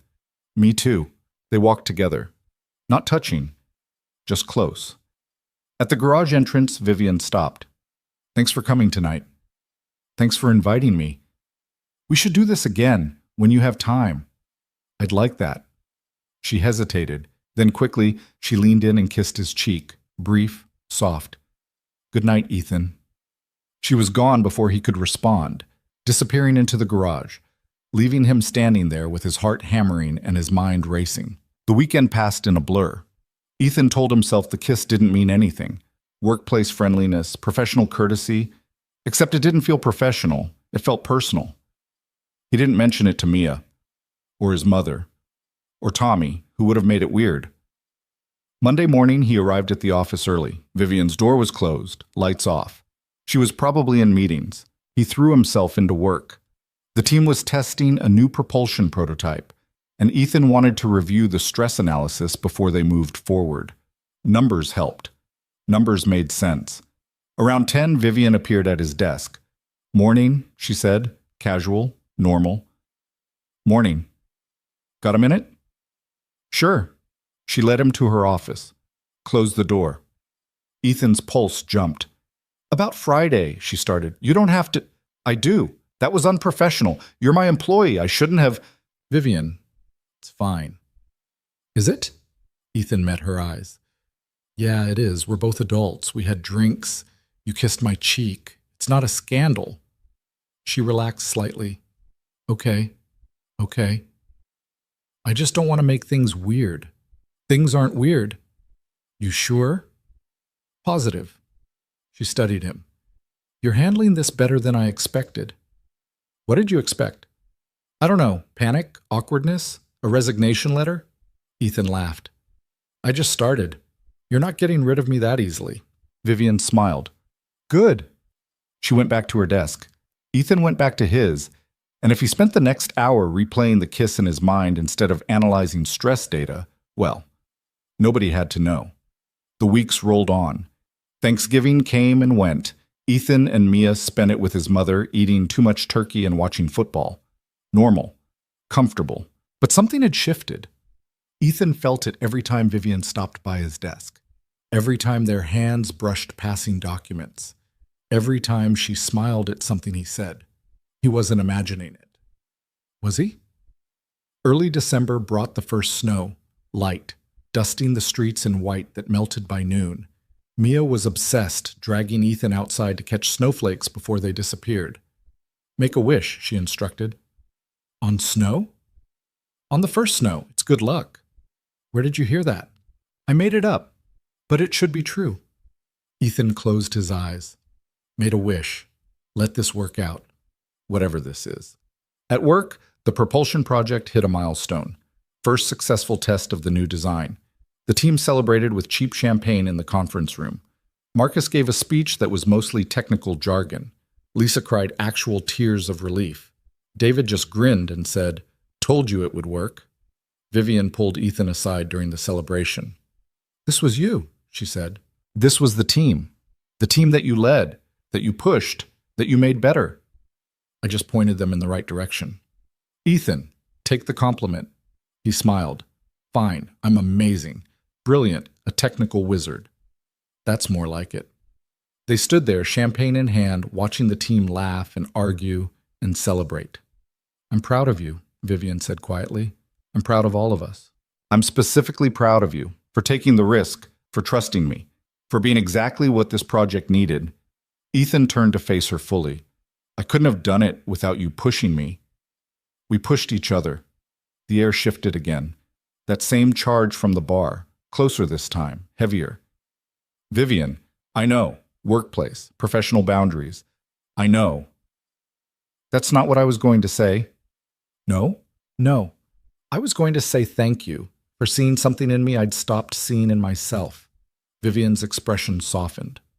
"You're welcome." Around them, the party continued, but in their corner of the room, it felt like they were the only two people in the world.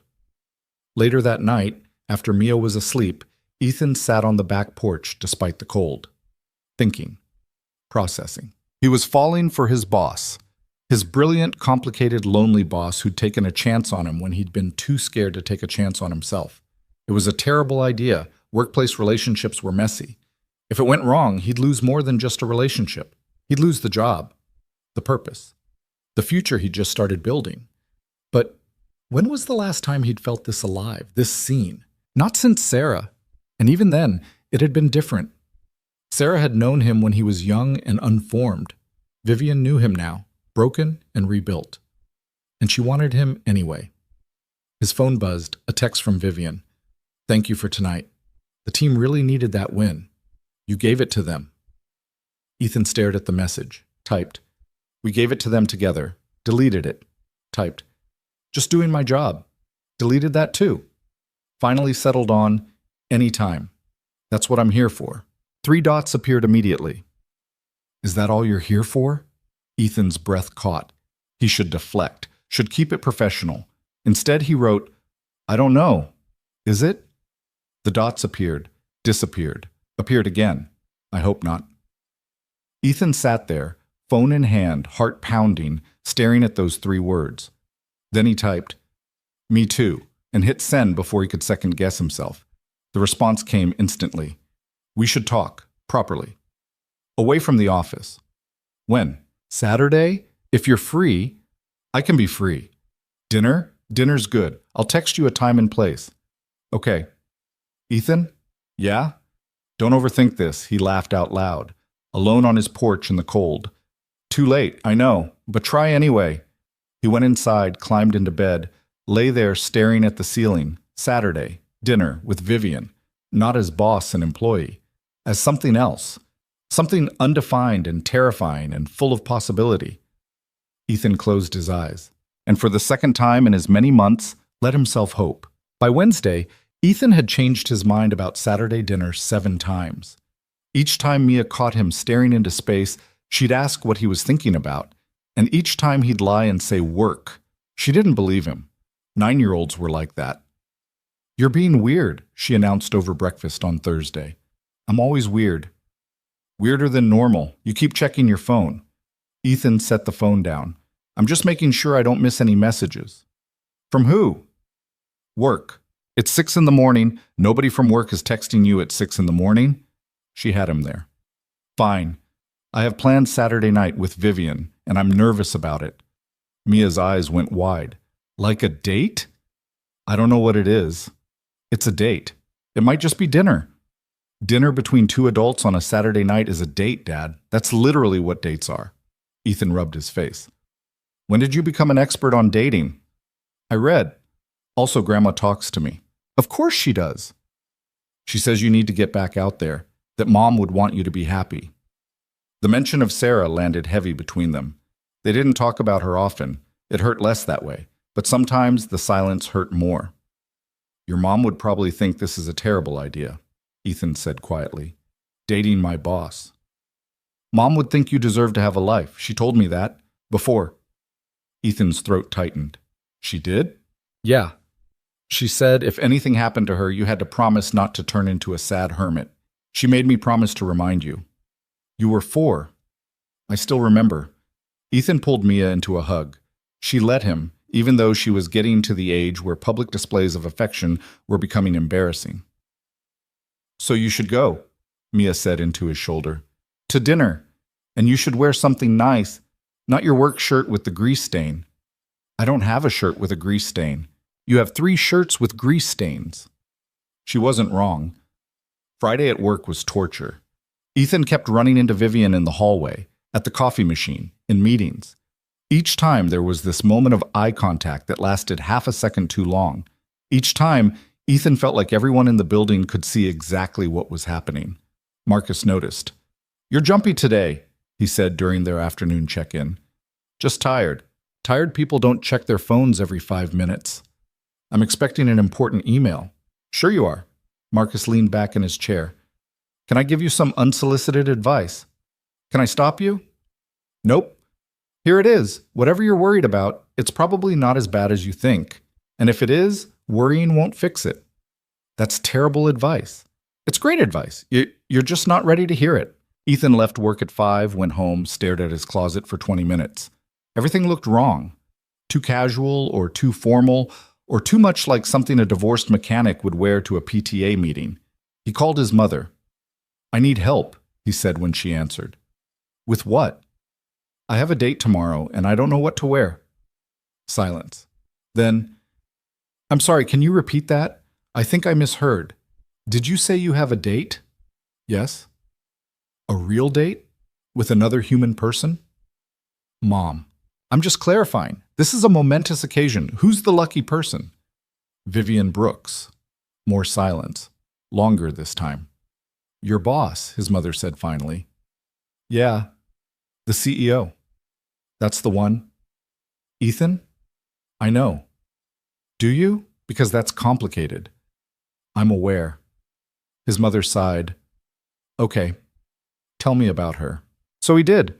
About the rain, the car, the job offer, about how Vivian saw him as more than just a struggling single father running a failing garage, about how she pushed him and challenged him and made him want to be better.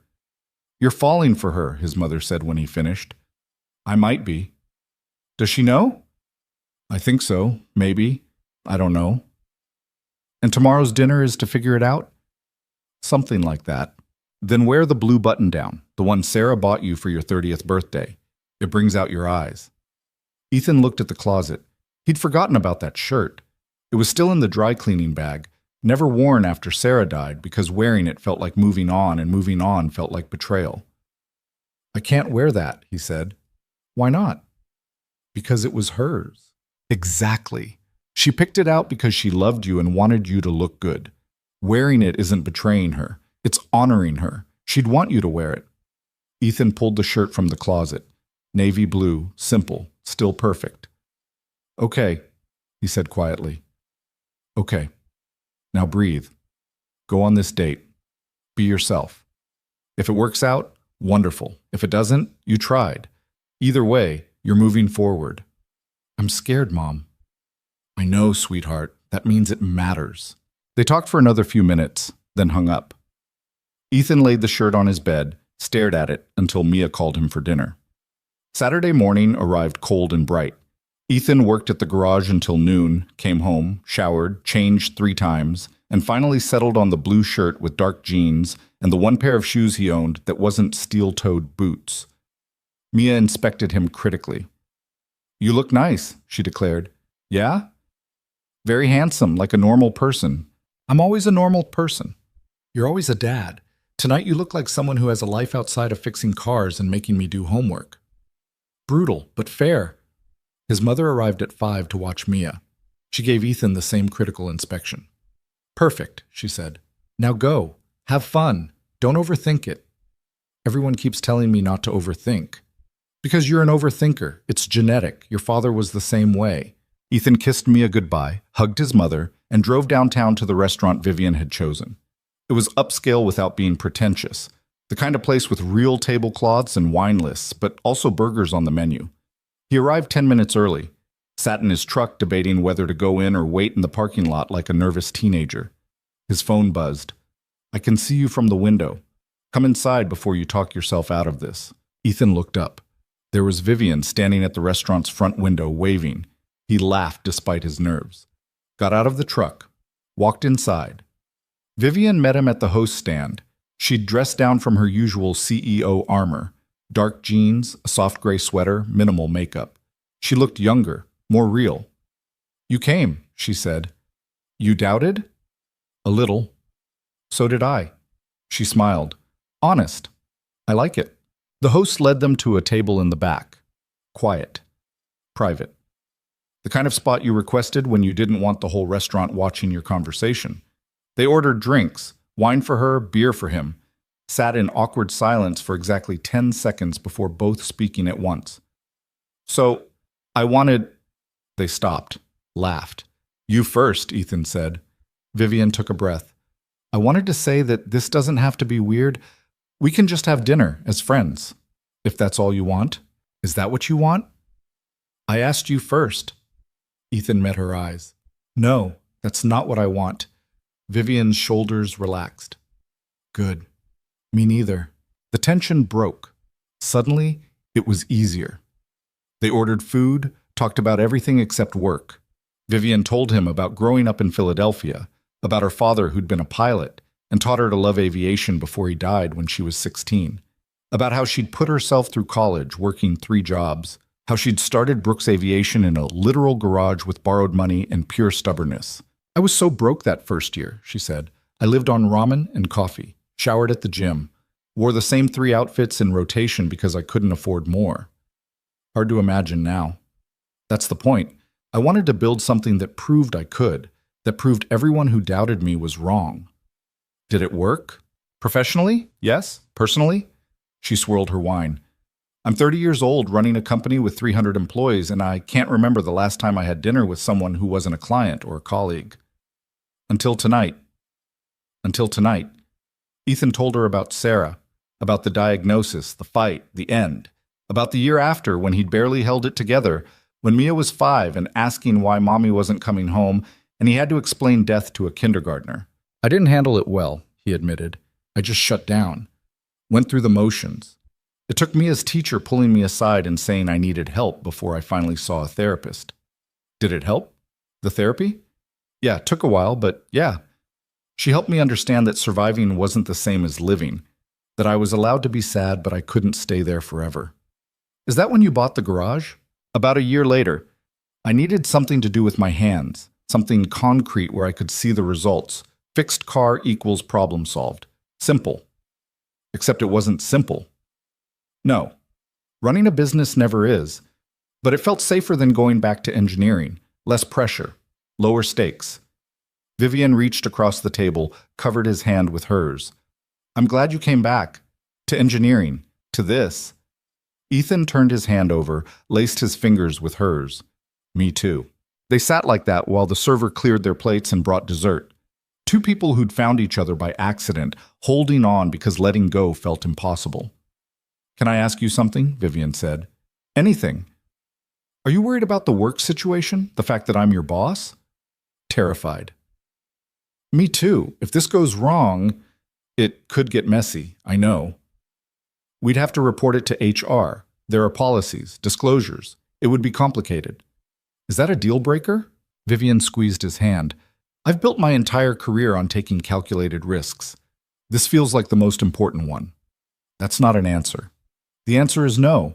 It's not a deal breaker, but we have to be smart about it. Careful. I can do careful. Can you? Because from where I'm sitting, you're the guy who quit a 6-figure job to take care of his dying wife, who bought a garage with no business plan, who said yes to my job offer after one conversation. You're many things, Ethan Cole, but careful isn't one of them. Ethan smiled. Fair point. They finished dessert, split the check despite Vivian's protests, and walked out into the December cold. The parking lot was mostly empty now, streetlights casting long shadows.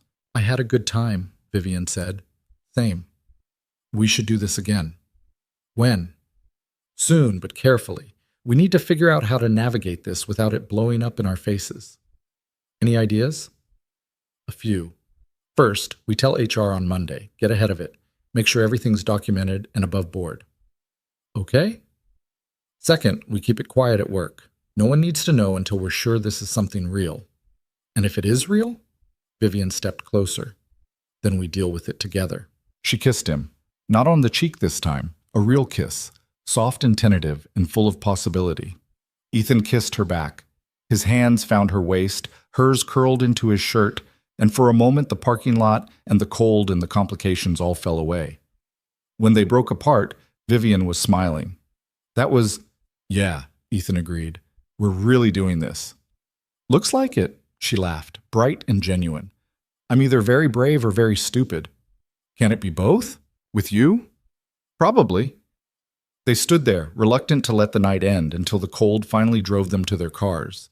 Vivian kissed him once more, quick and sweet, then got in her car and drove off. Ethan sat in his truck, grinning like an idiot, until his phone buzzed. I'm already thinking about next time. He typed back, Me too. Monday's going to be interesting. That's one word for it. Thank you for tonight, for being honest, for taking the risk. Thank you for seeing me. All of me. Good night, Ethan. Good night, Vivian. He drove home in a daze, found his mother and Mia watching a movie on the couch. How'd it go? His mother asked. Good. Mia sat up. Just good? Really good. Are you going to see her again? Yeah, I think so. Mia grinned. I knew it. Grandma, you owe me $5. You bet on my date? Grandma said you'd chicken out. I said you wouldn't. Ethan looked at his mother, who shrugged. I underestimated you. It happens. He shook his head, smiling. I'm going to bed. You two are trouble. We love you too, Mia called after him. In his room, Ethan changed out of the blue shirt, hung it carefully back in the closet. Sarah's gift. He'd been so afraid to wear it, afraid it meant forgetting her. But wearing it tonight hadn't felt like forgetting. It felt like carrying her with him, like she was still part of his story, even as new chapters began. He climbed into bed, checked his phone one more time. Another message from Vivian. I can't stop smiling. Ethan typed, Neither can I. He fell asleep with his phone on his chest, feeling lighter than he had in 7 years. Monday morning brought reality crashing back. Ethan and Vivian met with HR at 8, disclosed the relationship, filled out forms that made everything feel simultaneously official and absurd. The HR director, a woman named Patricia, who'd seen everything twice, took it in stride. You'll need to maintain professional boundaries at work, she said. No preferential treatment, no letting the relationship impact business decisions. If it gets serious, we'll need to discuss whether Ethan should report to someone else instead of directly to you. Understood, Vivian said. And if it ends badly, we'll handle it like adults, Ethan finished. Patricia smiled. That's what they all say.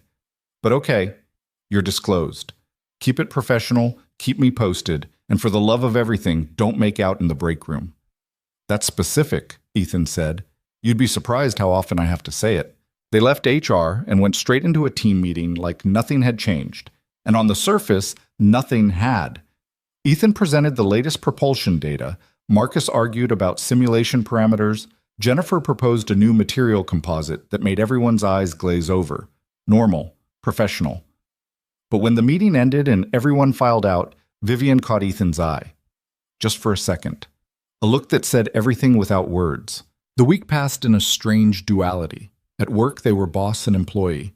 Meetings, emails, project deadlines. At night, they texted constantly. About everything and nothing. Favorite movies, childhood memories, the weird dreams Ethan had about showing up to work in his pajamas. By Friday, Ethan was exhausted from maintaining the split. It felt like living two lives simultaneously. You're distracted, Marcus said during their afternoon check-in. I'm fine. You've been staring at the same data set for 20 minutes without actually reading it. Ethan closed his laptop. Sorry. Long week. Everything okay? Yeah, just adjusting to the whole work-life balance thing. Marcus studied him. You know we all know, right? Ethan's heart stopped. Know what? About you and Vivian. Come on, man. The way you two look at each other in meetings, it's obvious. We're being professional. You are. But there's the difference between professional and invisible. You don't have to hide it. We're trying to keep it separate. Good luck with that. Feelings don't compartmentalize. Trust me, I've tried. Ethan rubbed his face. Does everyone really know? The engineers? Yeah. We're observant. It's literally our job. But no one cares. Vivian's happy. You're happy. The work's getting done. That's all that matters. It's complicated. Everything worth doing is complicated. Marcus stood to leave. Just don't hurt her. She acts tough, but she's not as armored as she pretends. I know. Good. Then we're good. That night, Ethan picked Mia up from school and took her to the library. It had become their Friday routine. Mia would spend an hour in the kids section while Ethan worked on his laptop nearby, catching up on the emails he'd ignored all week. Except tonight, his laptop stayed closed.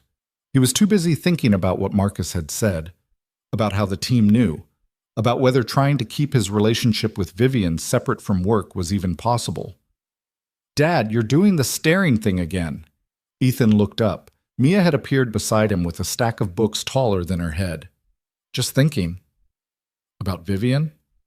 How'd you guess? You get this look, like you're trying to solve a really hard math problem. That's accurate. Mia set her books down, climbed into the chair next to him. Are you happy? With her? I think so. It's still new, still figuring it out. But you like her? Yeah, I do. Then that's good. You deserve to be happy. Ethan pulled her into a side hug. When did you get so wise? I've always been wise, you just don't listen. They checked out her books and drove home. Ethan made dinner while Mia did homework. Normal, routine. His phone buzzed. What are you doing tomorrow? Vivian. Garage in the morning, free afternoon. Why? I want you to meet someone. Who? My sister. She's in town for the weekend. I told her about you. Ethan stared at the screen. Meeting family. That was a step. A big one. Are you sure? I'm sure. She's dying to meet the guy who got me to actually take a Saturday off. No pressure then. She's gonna love you or hate you. 50-50 odds. Very reassuring. Lunch tomorrow, 1 o'clock? I'll send you the address. Ethan hesitated, then typed. I'll be there. Thank you. This means a lot. Yeah? Yeah, I don't introduce people to my sister unless they matter. Ethan's chest tightened. I matter? You matter. He set the phone down, took a breath. This was real. Actually real. Terrifying and wonderful and completely insane. Saturday afternoon, Ethan drove to a cafe in the Arts District. Vivian was already there with a woman who looked like a younger, softer version of her. Same dark hair, same sharp eyes, but with a warmth Vivian usually kept hidden. Ethan, this is my sister, Rachel. Rachel, Ethan. Rachel stood, shook his hand firmly. So you're the mechanic. Former mechanic, current engineer. Vivian mentioned, she also mentioned you have a daughter. Mia, she's 9. Vivian says she's brilliant. She is. Too smart for her own good. Rachel smiled. I like him already. They sat, ordered food. Rachel asked questions about Mia, about the garage, about how Ethan and Vivian met. She was direct but kind, clearly protective of her sister. Vivian doesn't date, Rachel said at one point. Like, ever. Last guy she brought around was in college, and he lasted 3 weeks before her work schedule scared him off. Rachel, Vivian warned. I'm just saying, you must be special if she's making time for you. I'm not special, I'm just persistent. That's the same thing, Rachel said. The conversation flowed easily. Rachel was a teacher in Philadelphia, married with 2 kids, living the kind of stable suburban life Vivian had never wanted. But there was no judgment between them. Just easy affection born from years of being each other's constant. At one point, Vivian excused herself to take a work call, leaving Ethan alone with Rachel. She's happy, Rachel said the moment Vivian was out of earshot. I haven't seen her like this in years, maybe ever. That's a lot of pressure to put on me. I'm not putting pressure. I'm stating facts. Vivian spent her entire adult life building that company. It's incredible, but it's also lonely. She needed someone who saw her as more than just a CEO. I'm not sure I'm that person. You are. She wouldn't be here if you weren't. Vivian returned a few minutes later, apologizing for the interruption. They finished lunch, walked out into the December afternoon. Rachel hugged them both, made Ethan promise to bring Mia next time, and left. Alone with Vivian, Ethan finally exhaled. That wasn't so bad, she said. Your sister's great. She likes you. I could tell. How? She didn't threaten you. That's her version of approval. They walked to Vivian's car. She turned to face him. Thank you for coming, for meeting her. I know it's fast, but it's not too fast. It feels right. Vivian smiled. It does, doesn't it? She kissed him, right there in the parking lot where anyone could see. And for the first time, Ethan didn't care. Later that night, lying in bed, Ethan's phone buzzed with a message from Mia's school. Reminder about the winter concert next Friday. Parents welcome. He texted Vivian, You busy next Friday night? Depends. Why? Mia has a winter concert. Thought you might want to come. 3 dots appeared, disappeared, appeared again. You want me to meet Mia? Officially? Only if you're ready. I'm terrified. So am I. But I think it's time. Okay. Yes. I'll be there. Fair warning. It's 4th graders playing recorders. It's not pleasant. I'll bring earplugs. Ethan smiled. This was happening. Really happening. And for the first time since Sarah died, the future didn't feel like something to survive. It felt like something to build. The week leading up to the winter concert felt like the longest of Ethan's life. Not because of work, though the propulsion project was entering critical testing phases. Not because of the garage, though Mrs. Chen's car had developed yet another mysterious rattle. But because he was about to introduce the 2 most important people in his current life to each other, and he had no idea how it would go. Mia knew Vivian was coming. She'd been told on Sunday, during breakfast, in the most casual way Ethan could manage. So, remember Vivian Brooks from my work? Mia looked up from her cereal. The CEO lady who you're definitely dating, even though you won't say you're dating? We're dating. I knew it. She's coming to your concert Friday, if that's okay with you. Mia set down her spoon, studied her father with those 2 smart eyes. Is she nice? Very nice. Does she make you happy? Yeah, she does. Then it's okay. Mia paused. Is she going to try to be my mom? The question hit like a fist to the chest. Ethan sat down across from her. No, kiddo. Nobody's trying to replace your mom. Nobody could. Vivian's someone I care about, someone I want in my life, but your mom will always be your mom. I know that. I just wanted to make sure you knew that. I do. Okay, then I want to meet her, officially, not just as the CEO lady. Wednesday brought the first real problem. Ethan was in a meeting with the propulsion team when Lisa pulled him aside. We've got an issue with the prototype, she said quietly. The composite housing cracked during the thermal test. Ethan's stomach dropped. How bad? Bad enough that we need to halt testing until we figure out what went wrong. They spent the next 4 hours in the lab, examining the failed component, running diagnostics, trying to identify the failure point. Jennifer thought it was material fatigue. Marcus suspected a design flaw in the stress distribution. David just shook his head and said they'd pushed too hard too fast. By 6, they were no closer to an answer. The team was frustrated, exhausted. Ethan called a halt. "We're done for today. Go home, get some sleep. Fresh eyes tomorrow." "We can't afford delays," Lisa said. "The client presentation is in 3 weeks." "We also can't afford to present a flawed design. We'll figure it out."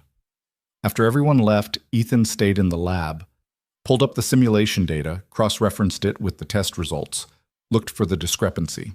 His phone buzzed. Vivian. "Still at the office?" "Lab. We had a component failure. Need company? You don't have to. I'm already on my way down." She appeared 5 minutes later with 2 cups of coffee and a bag of pretzels from the vending machine. "Dinner of champions," she said, handing him a cup. "How'd you know I was still here?" "I can see the lab from my office. Your truck's been in the garage for 3 hours past when you usually leave." Ethan took the coffee gratefully. "We're stuck. The housing cracked and we can't figure out why. Every simulation said it should hold." Vivian set down her bag, came around to look at his screen. "Walk me through it." "You don't need to, Ethan. Walk me through it." So he did. Explained the design, the materials, the testing protocol, showed her where the crack had formed, how it had propagated, why it didn't make sense. Vivian listened without interrupting. Then she said, "What if the simulation parameters were wrong? We use standard conditions." "Standard for what environment?"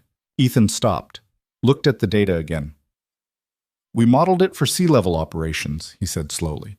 "But the client wants to use this in regional aircraft, which means higher altitudes, lower atmospheric pressure, which changes the thermal dynamics, which changes everything." Ethan pulled up the simulation software, started recalculating. Vivian leaned against the desk beside him, drinking her coffee, watching him work. After 20 minutes, he had his answer. "You're right. At altitude, the pressure differential creates a resonance effect we didn't account for.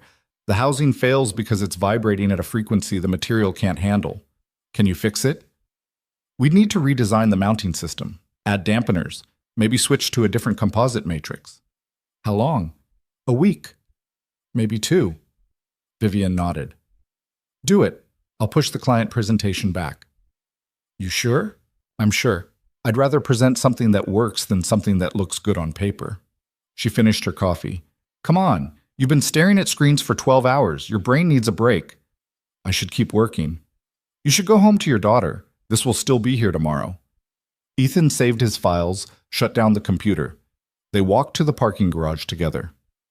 "Thank you," he said, "for the help. And the coffee." "Any time. That's what partners do." "Partners?" Vivian smiled, in work and otherwise. She kissed him goodnight, brief but warm, then got in her car and drove off. Ethan sat in his truck, feeling the weight of the day settle over him. The failure, the solution, the moment when Vivian had shown up not as his boss, but as someone who cared. Partners. He liked the sound of that. Thursday evening, Ethan sat Mia down for what his mother called the talk. Not that talk. They'd already had an age-appropriate version of that conversation last year. This was the talk about Vivian, about what it meant to date someone, about how Mia's feelings mattered more than anything.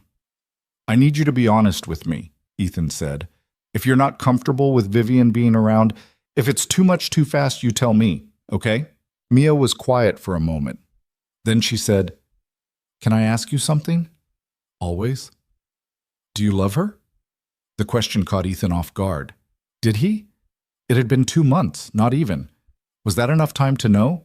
But then he thought about the way Vivian saw him, the way she challenged him, the way she'd shown up at the lab with coffee and pretzels and solved his problem in 5 minutes, the way she made him want to be better. "I think I might be falling for her," he said honestly. "Is that okay?" Mia considered this.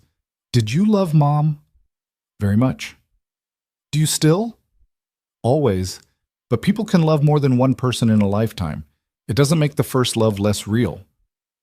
Mrs. Patterson said her mom got remarried after her dad died. She said it was weird at first, but then it was okay. That her stepdad was different, but also nice.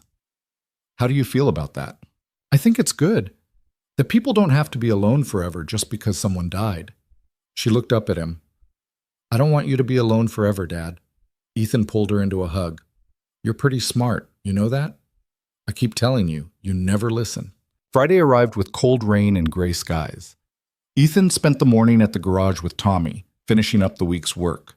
The afternoon was dedicated to redesigning the mounting system for the propulsion prototype. By 5, his brain was fried and his hands were sore from typing. The winter concert started at 7. Ethan picked Mia up at 6, drove home so she could change into her concert outfit. Black pants, white shirt, the kind of formal wear that made her look older than 9.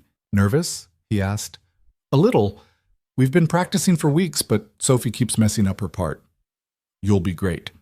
I know, I'm more nervous about meeting Vivian officially. She's more nervous about meeting you. Really? Really? She wants you to like her. What if I don't? Ethan pulled into their driveway, turned to face his daughter. Then we figure it out.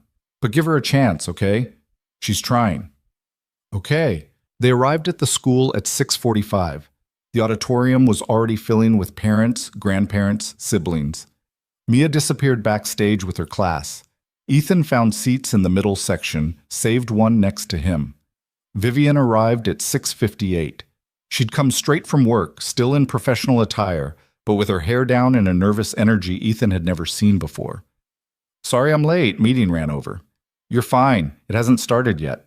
She sat, looked around at the crowd of families. I haven't been to a school concert since my niece's recital 3 years ago. Fair warning, 4th grade recorders are an acquired taste. I remember. My ears didn't recover for a week. The lights dimmed. The music teacher took the stage, welcomed everyone, and introduced the first group. The concert was exactly as painful as promised. Well-meaning but objectively terrible. Kids playing out of tune, losing their place. One memorable moment when a boy dropped his recorder and it rolled off the stage. But Ethan didn't care. Because there was Mia, 3rd row, playing her part perfectly, totally focused. She'd practiced for weeks, stayed up late perfecting the fingering, and now she was up there doing the thing. When her class finished, Vivian leaned over. She's really good. She practices. A lot. She's disciplined. That's rare in kids. She gets it from her mom. Vivian's hand found his in the darkness. Squeezed. The concert ended. Parents flooded the stage area to collect their kids. Ethan and Vivian waited near the back, giving Mia space to say goodbye to her friends.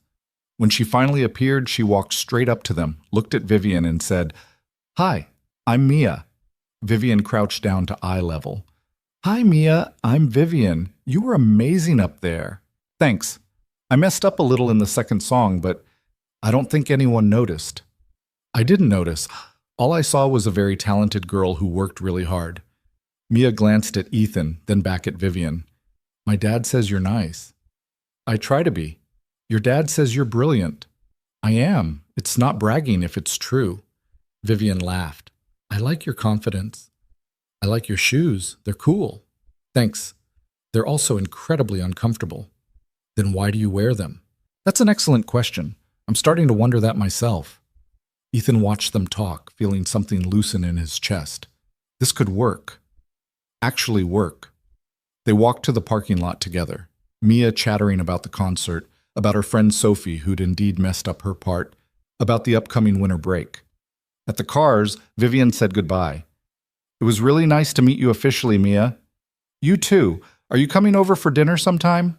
Vivian glanced at Ethan. I'd like to. If that's okay with your dad. It's okay with me, Ethan said. Tomorrow? Mia suggested. Dad's making spaghetti. It's his specialty. It's literally the only thing I cook well, Ethan admitted. Then I'd love to, Vivian said. She hugged Mia goodbye, which surprised both of them but felt natural, and drove off. In the truck, Mia was quiet for a long moment.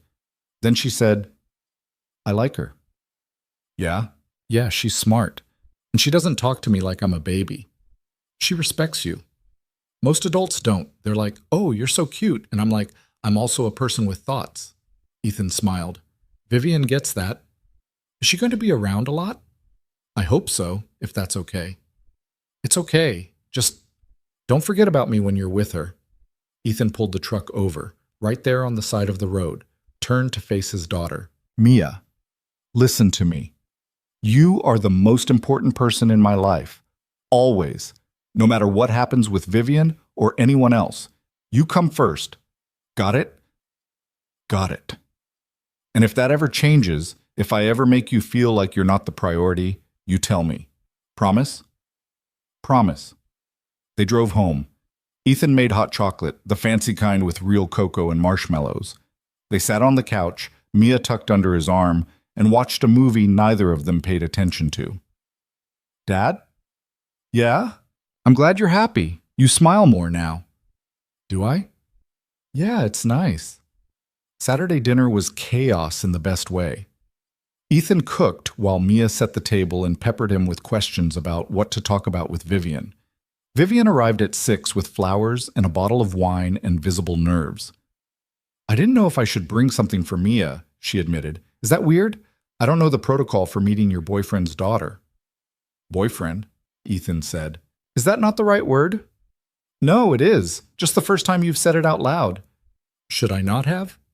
I like it, Vivian smiled, relaxed a fraction. Dinner was loud.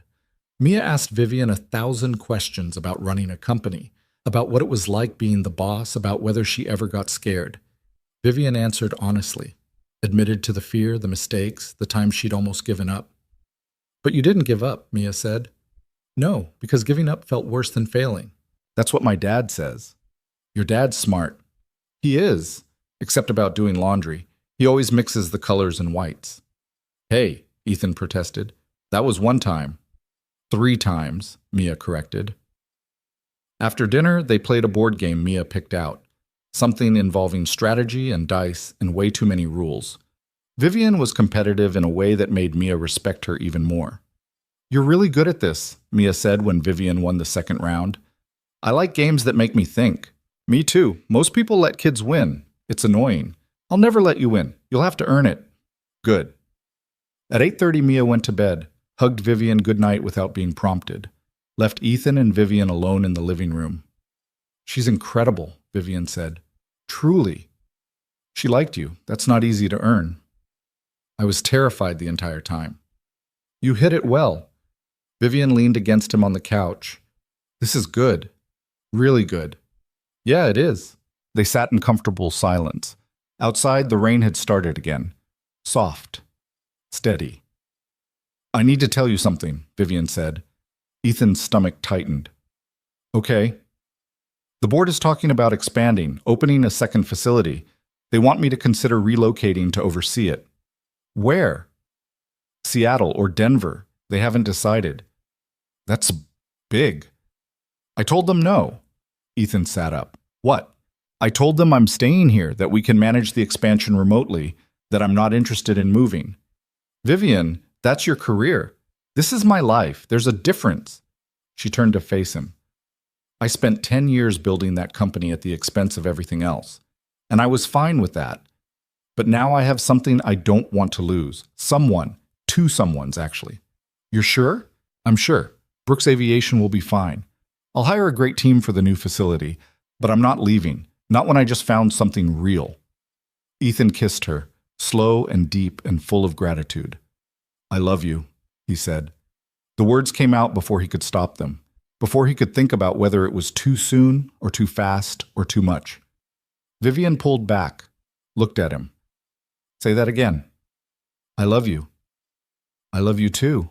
They sat there, holding each other, while the rain came down and the house settled into quiet, and the future spread out in front of them like an open road. The next few weeks blurred together in the best way. The propulsion project got back on track with the redesigned mounting system. The testing went perfectly. The client presentation was a success. The team celebrated like they'd won the lottery. Vivian became a regular presence in Ethan's life, and Mia's. Dinners twice a week. Weekend mornings at the library where Vivian and Mia would argue good-naturedly about books. One memorable Saturday where all 3 of them ended up at the garage and Vivian learned how to change oil while Mia supervised. You're good at this, Tommy observed, watching Vivian work. It's not that different from engineering, she said, just greasier. Christmas came, Ethan and Mia's first with someone else at the table. Vivian brought gifts, a new toolkit for Ethan, a chemistry set for Mia that was definitely above her grade level, and homemade cookies that were lopsided but delicious. I don't bake, Vivian admitted. Rachel had to walk me through it on video chat. They're perfect, Mia said, eating her third one. On New Year's Eve, after Mia was asleep, Ethan and Vivian sat on the back porch despite the cold. What are you thinking about? Vivian asked. How different this year was from last year. Last year I was alone, barely keeping the garage afloat, convinced the best parts of my life were behind me. And now? Now I have a job I love, a partner who challenges me, and a future that actually feels possible. All because your daughter dragged you out in the rain to fix a stranger's car. Ethan smiled. Best decision she ever made for me. Best decision I ever made was getting in that car and driving to that parking lot, even if I didn't know it at the time. They kissed as midnight approached.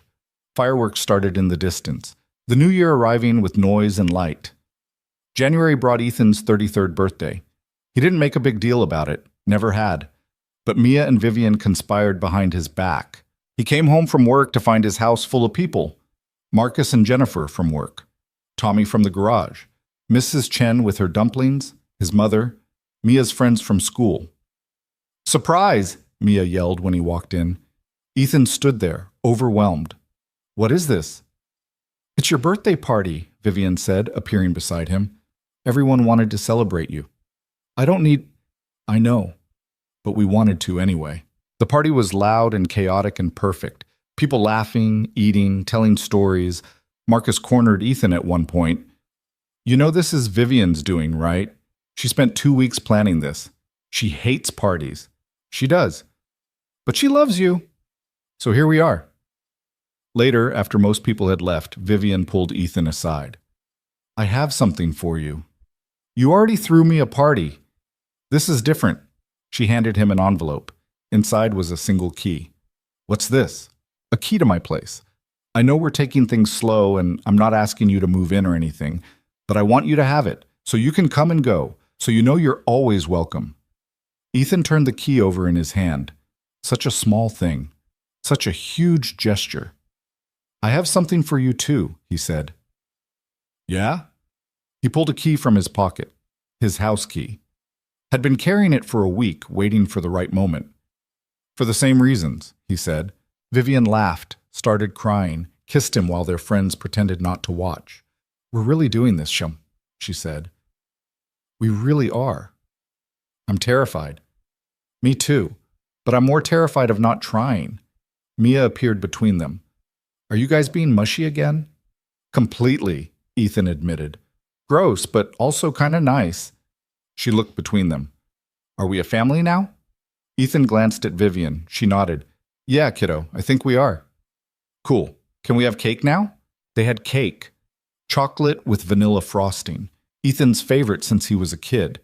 Mia insisted on singing the birthday song, even though Ethan begged her not to.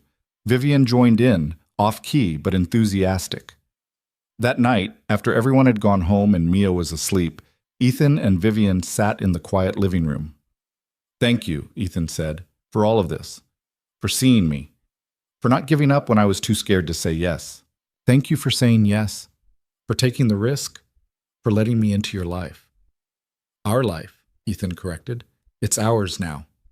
Vivian rested her head on his shoulder. I like the sound of that.